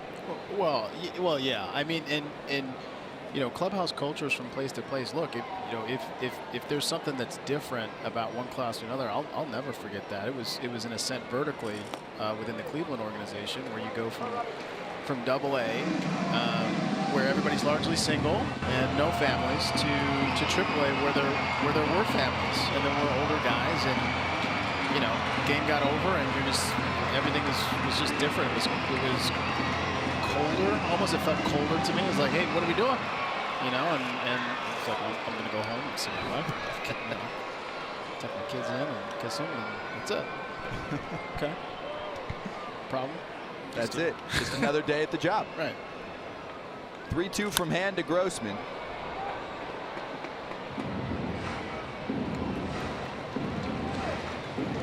Brad Hand is such a unique story, too, because he was essentially a failed starter. And I remember back in 2014, he spent most of the time as a relief pitcher, and he said he doesn't feel comfortable with his routine in the bullpen and feels more confident throwing every 5th day. Well, the tables have turned there. He's become an all-star reliever. Robert saying, hey, Jody Garrett sighting, one of my favorites. Who said that, Robert? Robert's awesome. Janice also before that said the Twins will never have a closer like Glenn Perkins. Yeah, and that was Robert about you, Jody. That's so sweet. Who's that, Janice? Yes. We said like that. Hey, is it with Janice? Janice. She's so sweet. Yeah. Thank you, Janice. You know, talking about Brad Hand, you know, when he was with the Padres, they went ahead and signed him to a 3-year deal, and I think a lot of people were scratching their heads when they did that. Obviously, it's playing out well for them because he ended up being a real strong asset for them, and then ultimately a trade asset as well. Joshua Roberts said the Indians will be very dominant if Andrew Miller comes back and Cody Allen gets right. They have the best starting pitching in baseball, and with those two healthy, will only need a couple runs a game in October. And Andrew Miller could return as soon as Friday. He's made 8 appearances down in the minor leagues. Terry Francona has been communicating with him all day. He told us that they'll make a decision probably later today about what's next for him. It would either be with the big league squad on Friday or a multi-inning role down in the minors for another appearance or 2.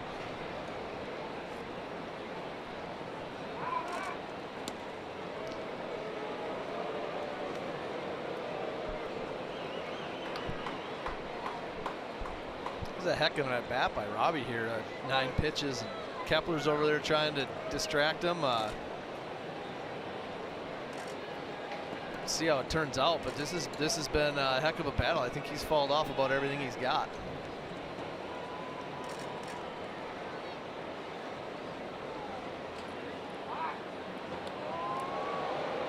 Seems like a while ago that Max Kepler reached with a base hit.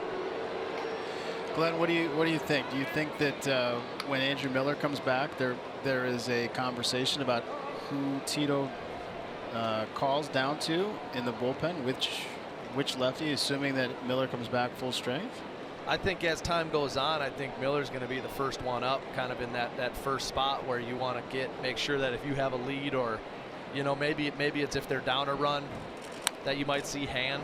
But I think if they have a lead, then you're going to see Andrew Miller pitching in the same spots that he has the last few years with bridging innings and multiple innings and 5, 6, 7, 8 hitters and lefties and righties.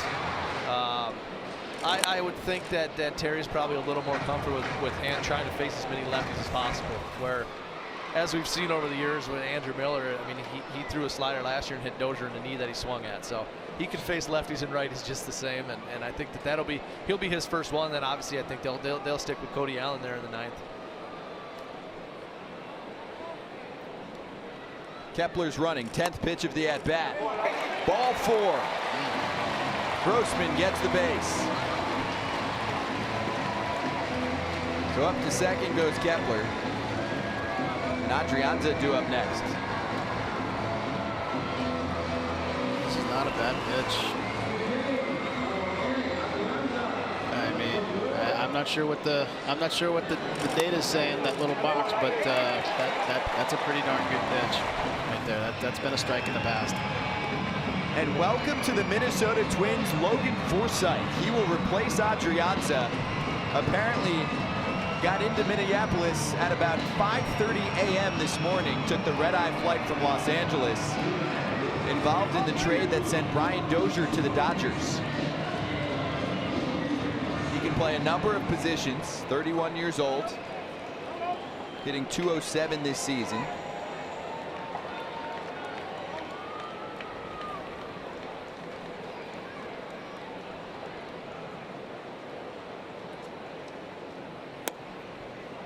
And the breaking pitch is in there for strike 1. This is the trade yesterday. Trade deadline day. Forsythe and a couple of minor league pitchers, or players, I should say, for Dozier to the Dodgers. And we'll have to see how those minor leaguers play out. Sometimes those guys, can turn around and be an asset at the big league level. That looked like it was I think it was a salary neutral trade. So we had 9 for 9 going one way and the other. It was. Kept the Dodgers under their stated goals.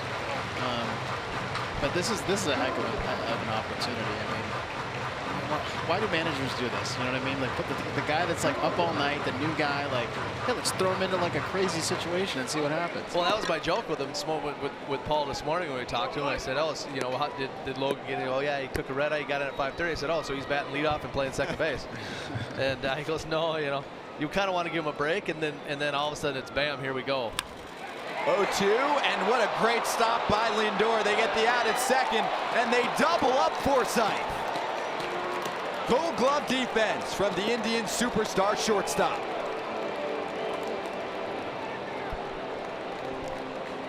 Man, a well-hit ball, almost 100 miles an hour off the bat, but not only can those guys hit, they can field. Yeah, this is a really well hit ball. This is typical of a guy hitting 200 on a season, a good hitter. And the guy just, you hit it to the 2 best defensive guys on the field, and they turn around, they make a great play, and they get the Indians out of a tight jam. If that gets past him, that evens up the score at 1. Instead, Francisco Lindor showing off the glove. The double play executed perfectly. Logan Forsythe, welcome to the Twins, and had a chance to be somewhat of a big man on his first day with the new job. But instead, it's 1-0 Cleveland as we have completed 8 innings here at Target Field. And this copyrighted telecast is presented by authority of the Office of the Commissioner of Baseball and may not be reproduced or retransmitted in any form, and the accounts and descriptions of this game may not be disseminated without express written consent.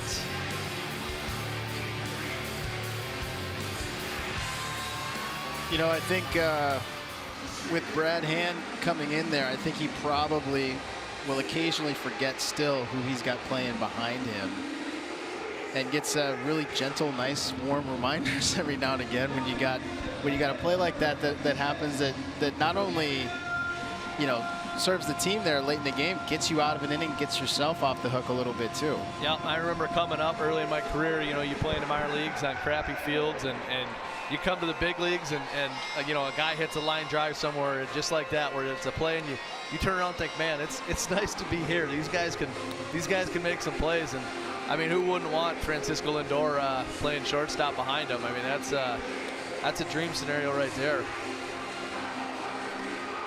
He has such a blast coming to the ballpark every day. I mean, why not when you're that talented and the game is that easy for him? It's got to be fun.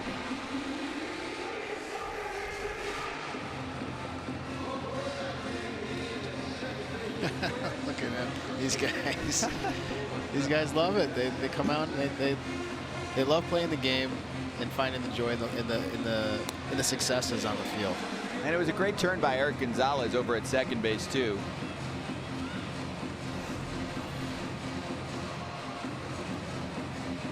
Outstanding. 5, 6, and 7 due up for the Indians in the top of the 9th to try and add some insurance. They'll have to pull it off against Fernando Rodney. He put on a show on Monday. Rodney with 2 walks, so he gets himself in trouble, which tends to happen with the closer for the Twins. But then a couple strikeouts. He was working the upper part of the zone, and his last strikeout pitch clocked at 98 miles per hour. He can still bring it at 41 years old. Yeah, it's popularly called the Fernando Rodney experience here in Minnesota. And you know what, to his credit, kind of like he did last year, a little bit of a slow start, and he's been really good all summer long. Putting together another year. I mean, like you said, 41 years old. I'm 35, and I couldn't imagine doing that in 6 years. So he's had a heck of a career, and still throwing gas at 41. And that one is past Miguel Sano. Leonis Martin with his first hit as a Cleveland Indian. We just saw the welcome from the Indians Instagram account. They said, "Gotcha. Welcome to Cleveland, Leonis." It was a picture of him in a rundown. Certainly good to get the hits out of the way early when you get to a new team. So no, again, we're seeing some agility over there. Not afraid to hit the turf. Again, continuing good thoughts for him coming back and being full strength and healthy. Yeah, you got to love the last 2 hits. The last 2 batted balls in this game have been hit in the exact same spot, and one was hit about 27 miles an hour, and one was hit 99, and you'd never guess which one was the single.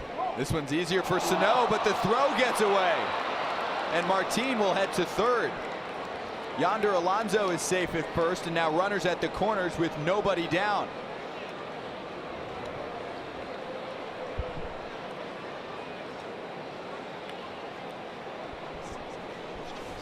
Missed it.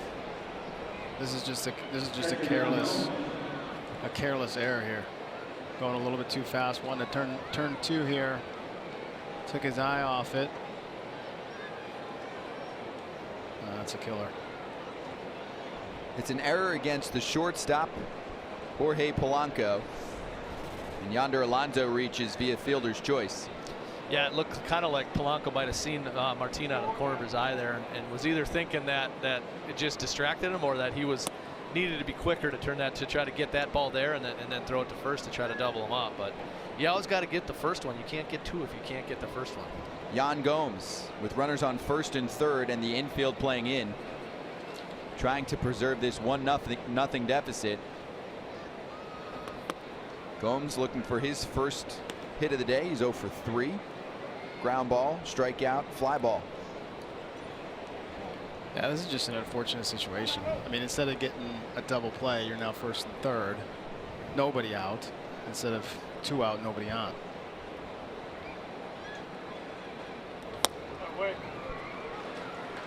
Terry Lewis said they missed Dozier on second already, although that was the shortstop. But I get where you're coming from. Sure. That's where that shift can come into play too, I guess, where you got a guy that's used to coming across the other way and not catching a ball from the third baseman, and a little bit out of position, unfamiliar, and then something like that happens. And that is dumped into center field. It's a base hit, and it'll bring in the second run of the game. Yan Gomes, RBI single, 2-0 Indians. Nice piece of hitting by Yan Gomes. Rodney was trying to spot it in. Looks like he hit his spot too. But Yan with the strong enough bat, broke his bat, died a winner. Got his RBI. You got to go after it too. It's not a pitch you take, even if you're going to get beat in, which Yan will get beat in. That's absolutely the book on him. But yeah, you got to go for the RBI there.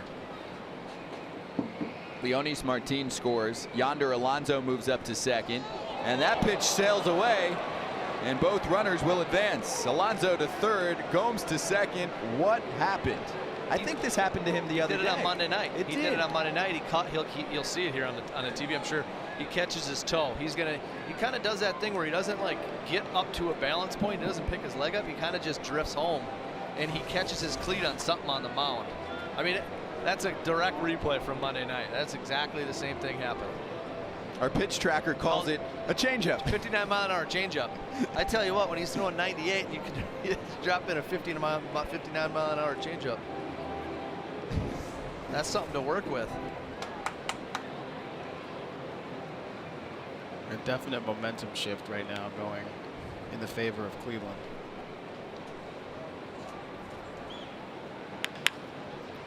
One and one to Melky Cabrera. So this is part of the Fernando Rodney experience. Game one of this series. Whoops. That was 66, so it had a little more mustard on it, Glenn. I mean, it's this is going to end up being part of a blooper reel. I don't know why that stuff. It's just when that stuff. I mean, it's happened to me too, and it's not a good feeling. But it just looks so funny when that kind of thing happens. I don't know if I ever threw the pitch. I think I've tripped before, but not throwing the pitch, which she's done twice now. You know what everyone in the Twins bullpen is going to talk to him about next game. You have a lot of time to hang out in the pen.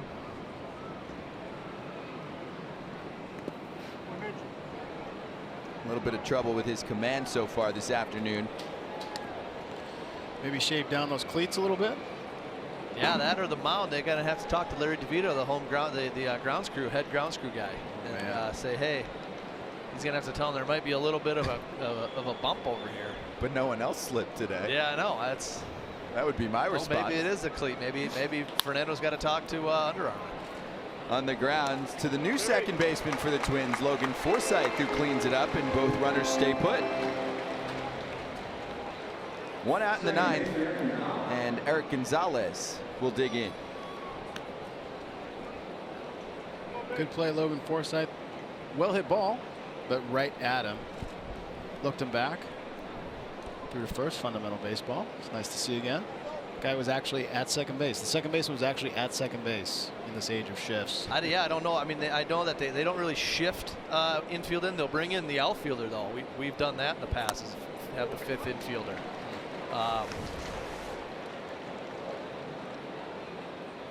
Very, very nice. Textbook, check the runner, throw the ball to first, and call timeout.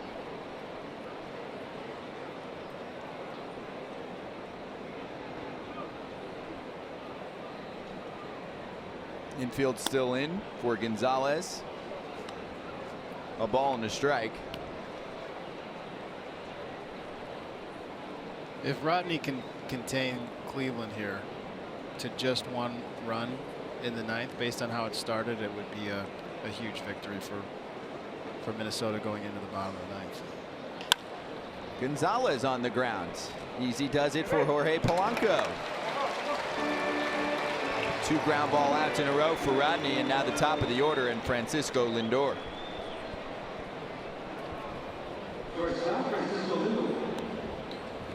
Well, I think this is one of those unfortunate situations for Cleveland. I mean, I think both hitters did what they were supposed to do. You have guys that are in, infield's in all the way around.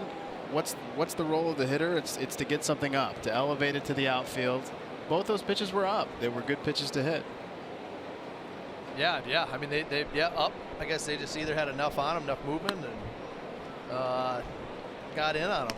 He jammed both guys. I'm a little surprised that they didn't put him on here. And maybe they're going to let him throw another pitch and with the righty on deck.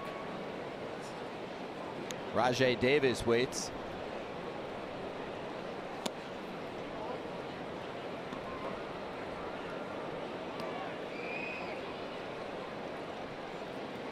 Do you think that Rodney will purposely pitch around him? Well, I mean, I don't think there's really a point in doing that.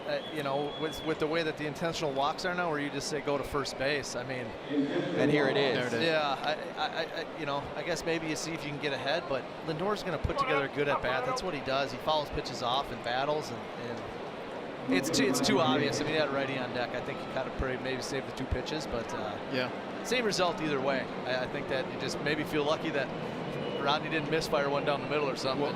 Well, yeah. I mean, that's the danger. I mean, that was an absolute risk. No matter how good a guy is. Yep. We just saw him stumble twice. Yeah, that's why. Yeah. I mean, you put him on and just move on. You got a righty right here. I mean, this is the guy you want to get anyway. So go get Rajai Davis and let Lindor's over to first base. He doesn't get the call on the first pitch. It's 1-0.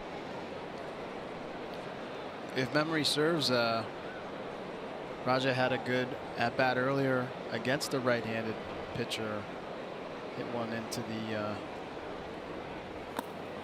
left center gap. Base hit back in the 6th inning for Rajai Davis. This is that first pitch. Ooh, the 2-seamer. That's where you want to put it. Yeah, it's something like a 100-point jump. If you're up 0-1 versus being you know, as a pitcher, if you're up 0-1 versus 1-0, it's a huge gap in your chances of getting that guy out, and you want that one. I mean, almost too good of a pitch. That's a strike. It really is. It's just it's the very bottom of the zone, the very outside of the zone, and those are coin flips. I mean, they are. That's a 50-50 spot down there. We saw it with Brad Hand throwing that one down and in to Grossman, where it's just you get that close to the corner and it's almost like it's too good of a pitch. Any umpire is going to tell you that they got 100% of one corner and that they're guessing on another. Yep. And it just depends on what side of the catcher's head the umpire is setting up on, and you can tell. So umpires have a blind spot. We'll add that Michael Brantley is 5 for 11 in his career against Fernando Rodney. He's getting the full day off, though. Davis 2-2. Thought about it. Yeah, Terry before the game made it pretty clear that he wanted to get him a day here with the off day tomorrow and kind of be able to double up and you know, take advantage of an off day and get a guy a second day in a row.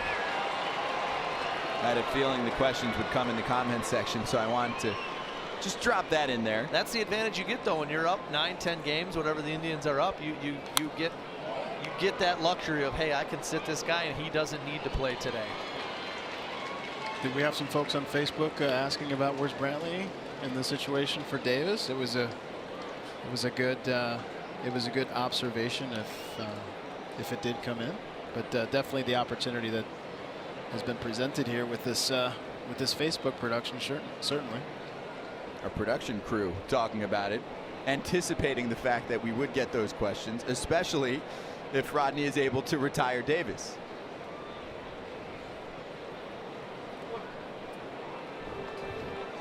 Rajai 4 for 30 with runners in scoring position this season, and runners in scoring position with 2 outs. He's 1 for 13. The Twins use one of their timeouts. They have 3 mound visits remaining. 5 left for Cleveland. Yes, hello. Scott Braun, Glenn Perkins, Jody Garrett, and Alexa Dat with us as well. Here's the 3-2 with the runners moving, and Fernando Rodney gave us the experience, that's for sure. A miscue by Jorge Polanco leads to a run for Cleveland, so they tack on 1 insurance run. Rodney ends up with the strikeout of Davis to eventually escape, and Cleveland looks to pull off the victory here in the bottom of the 9th inning. The Twins need runs, and if you want to run, let's go back in time to see some of the best work done by this franchise. The Homer Hankies are going. Reardon has retired the first 2 batters in the 9th. To Gaetti for the first time ever, the Minnesota Twins are the world champion. Can you believe this? Jack Morris and John Smoltz. Runner going. Strike. Middle of the 7th inning. No score. Bases loaded and 1 out.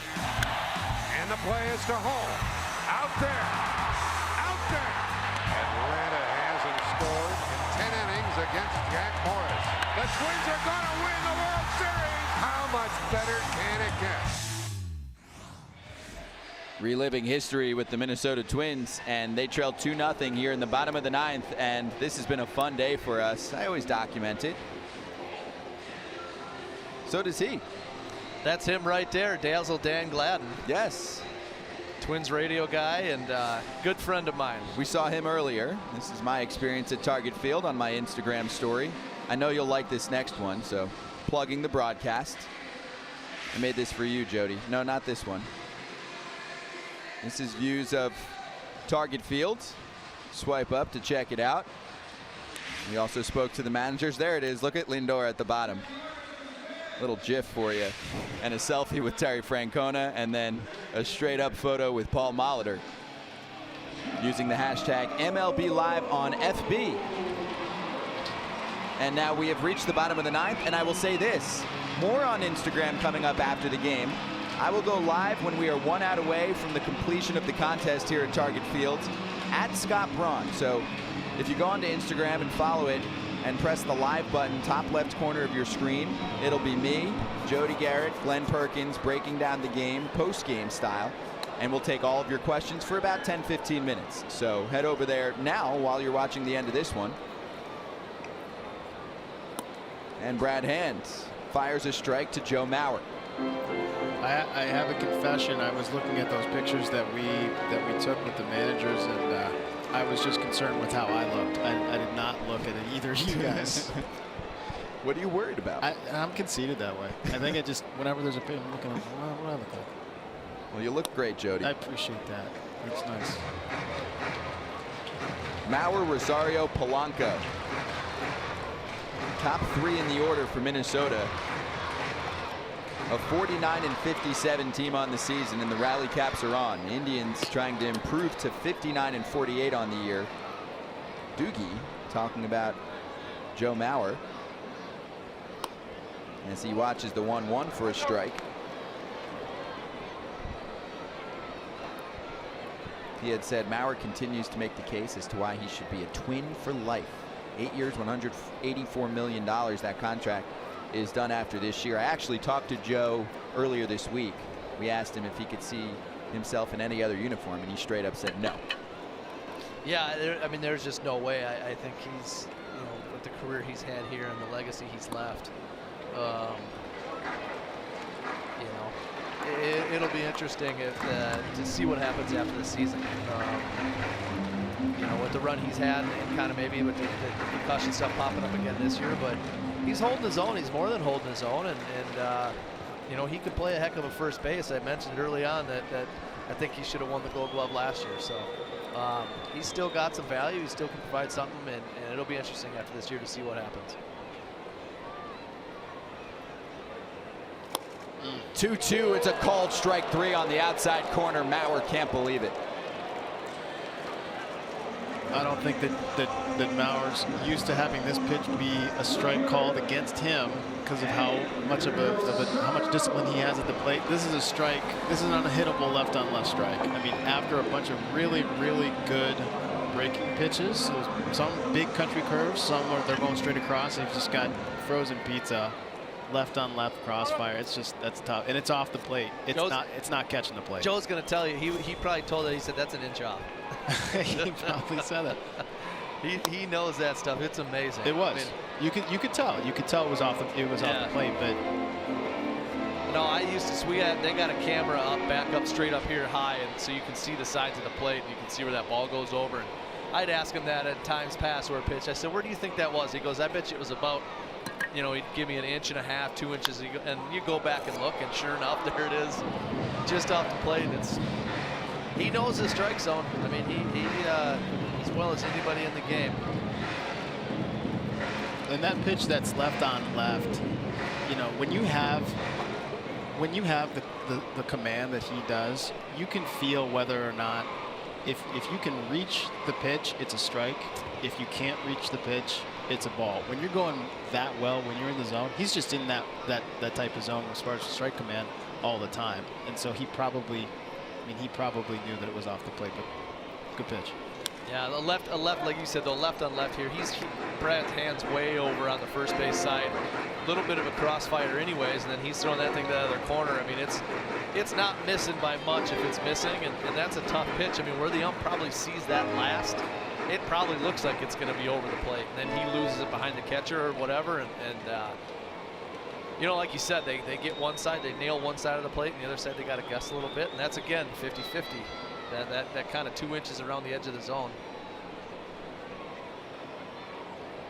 Hands 0-2 to Rosario. Did he go around? He did not. CB Buckner over there at third. He was behind the plate yesterday. What do you think? No, not close. Good call, CB.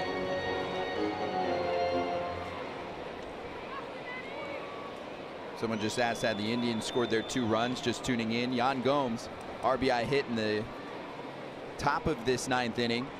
And the Indians with aggressive base running earlier. Jose Ramirez and Rajai Davis going for the double steal. Rosario on the ground. And Gonzalez with the play. Ground ball out. And the Indians are one away from pulling off their 59th win of the season. Let's go back to that Joe Mauer strike 3 call.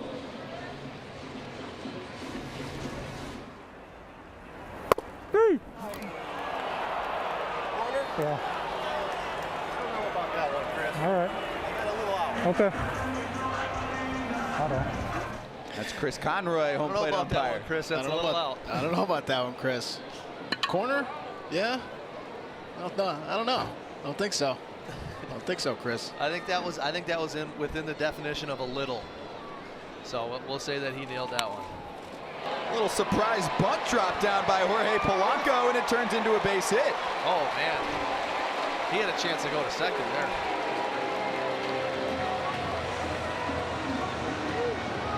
With 2 outs in the 9th, the 3-hitter drops a bunt down and sets the table for Minnesota.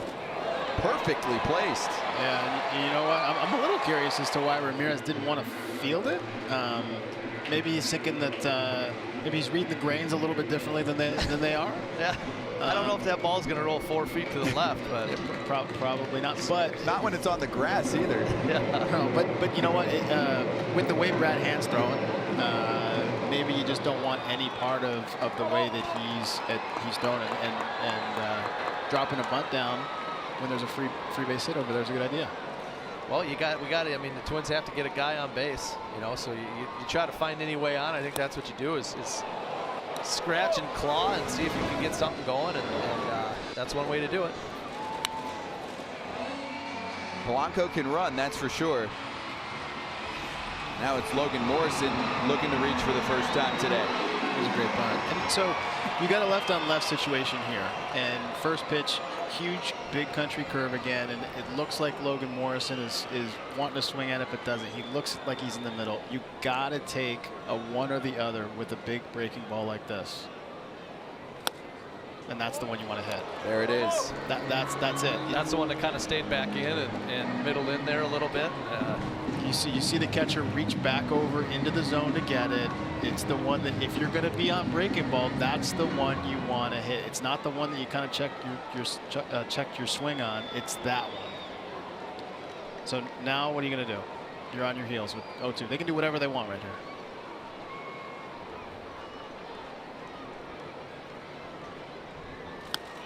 And Hand beats him with 96 up in the zone, and the ball game is all done. The Indians take down the Twins 2-0, your final score, and Cleveland improves to 59-48 on the season. Brad Hand with the save. The Twins drop to 49-58 on the year. The Indians win a series against the Twins for the first time this season. They take 2 of 3 at Target Field. It's a game that took 3 hours and 3 minutes to complete. Francisco Lindor, all smiles, scheduled to join us post-game. So any questions you have for Francisco Lindor about the game or about life, whatever, let us know right now. Drop a note in the comments section and we'll talk to Mr. Smiles. So the Indians increase their lead in the American League Central Division. Now double digits, 10 games better than the Twins, who sold off about 20% of their team over the past week. The Indians get stronger, and we saw Leonys Martin in this game, and then the Tigers, the White Sox, and the Royals in transition mode right now.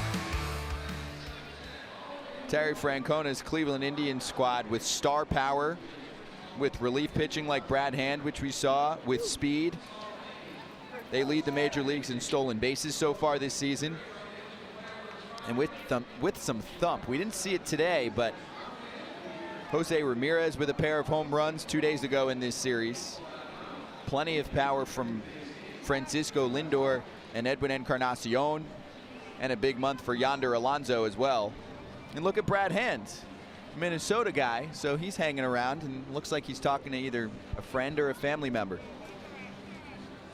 And Francisco Lindor joining us right now on MLB Live on Facebook Watch. So Francisco, thank you for joining us. And why don't you take us through your fantastic defensive play, which really helped to save the game at that point. It was Logan Forsythe, who, I don't know if you knew this, but arrived here in Minnesota at 5:30 a.m. from his red-eye flight, steps up and almost tied the game. Take us through that play.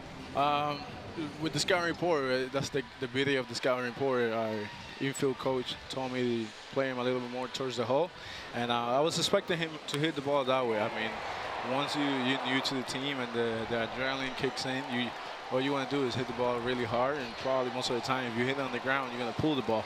And that's exactly what he did, and it worked in our favor. Francisco, Jody Garrett, tell us a little bit about what you thought of the Twins starter, Adalberto Mejia. How did he throw today? He did good. He did good. He located when he needed to, and I think I had 2 walks, but I think he didn't really want to throw any strikes. I think he wanted to pitch a little more around me. So I think the guys that he walked, I think he was more trying to pitch around them. And he did good. Oh, let's get some questions here from Facebook for you, Francisco.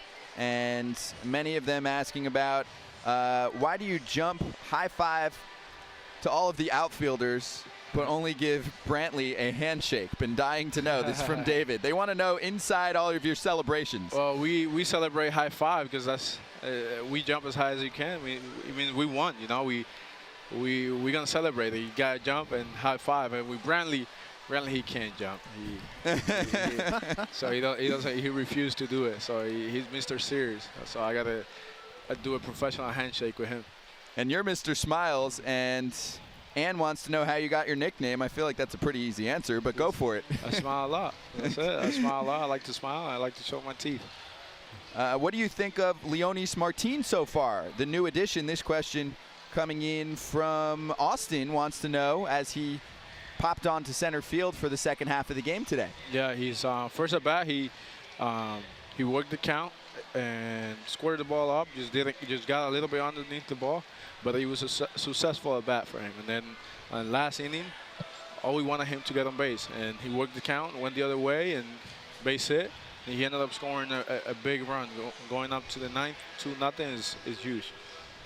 Joseph said, hey, Frankie, are you the man or is Jose the man? Because both of you are MVP candidates, one of the best duos in Major League Baseball. Describe that relationship for us. It's great. It's great. I've been playing with Jose since we were in low A, and we kind of grew up together. We feed off each other. We learn from each other, and I wish him nothing but the best, and it's the opposite. He wished me nothing but the best as well. So we continue to learn from each other. We continue to motivate each other day in and day out, and we'll see where it takes us. We wish you nothing but the best the rest of the season. Francisco, thank you so much for joining us. Congratulations on the victory, and good luck the rest of the way. We'll see you soon, okay? Good luck, Frank. Thank you.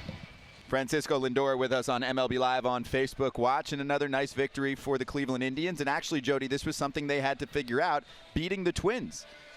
Well, yeah, and you had, you had a game where the starter was good.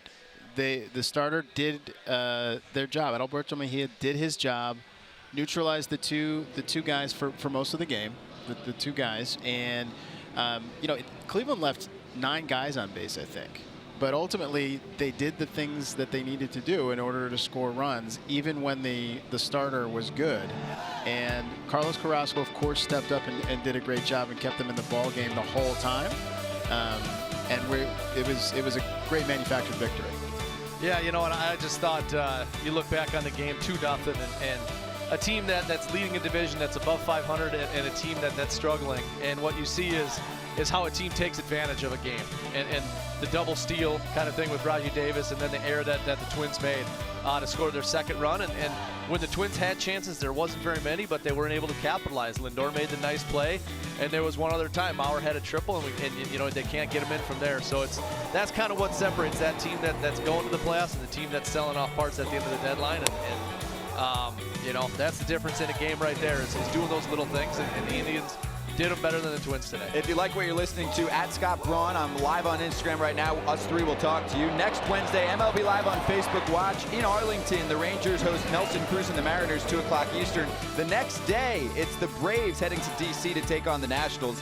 For Jody Garrett, Glenn Perkins, and Alexa Datt, I'm Scott Braun saying goodbye for now. We'll see you next week or on Instagram. Thanks for watching.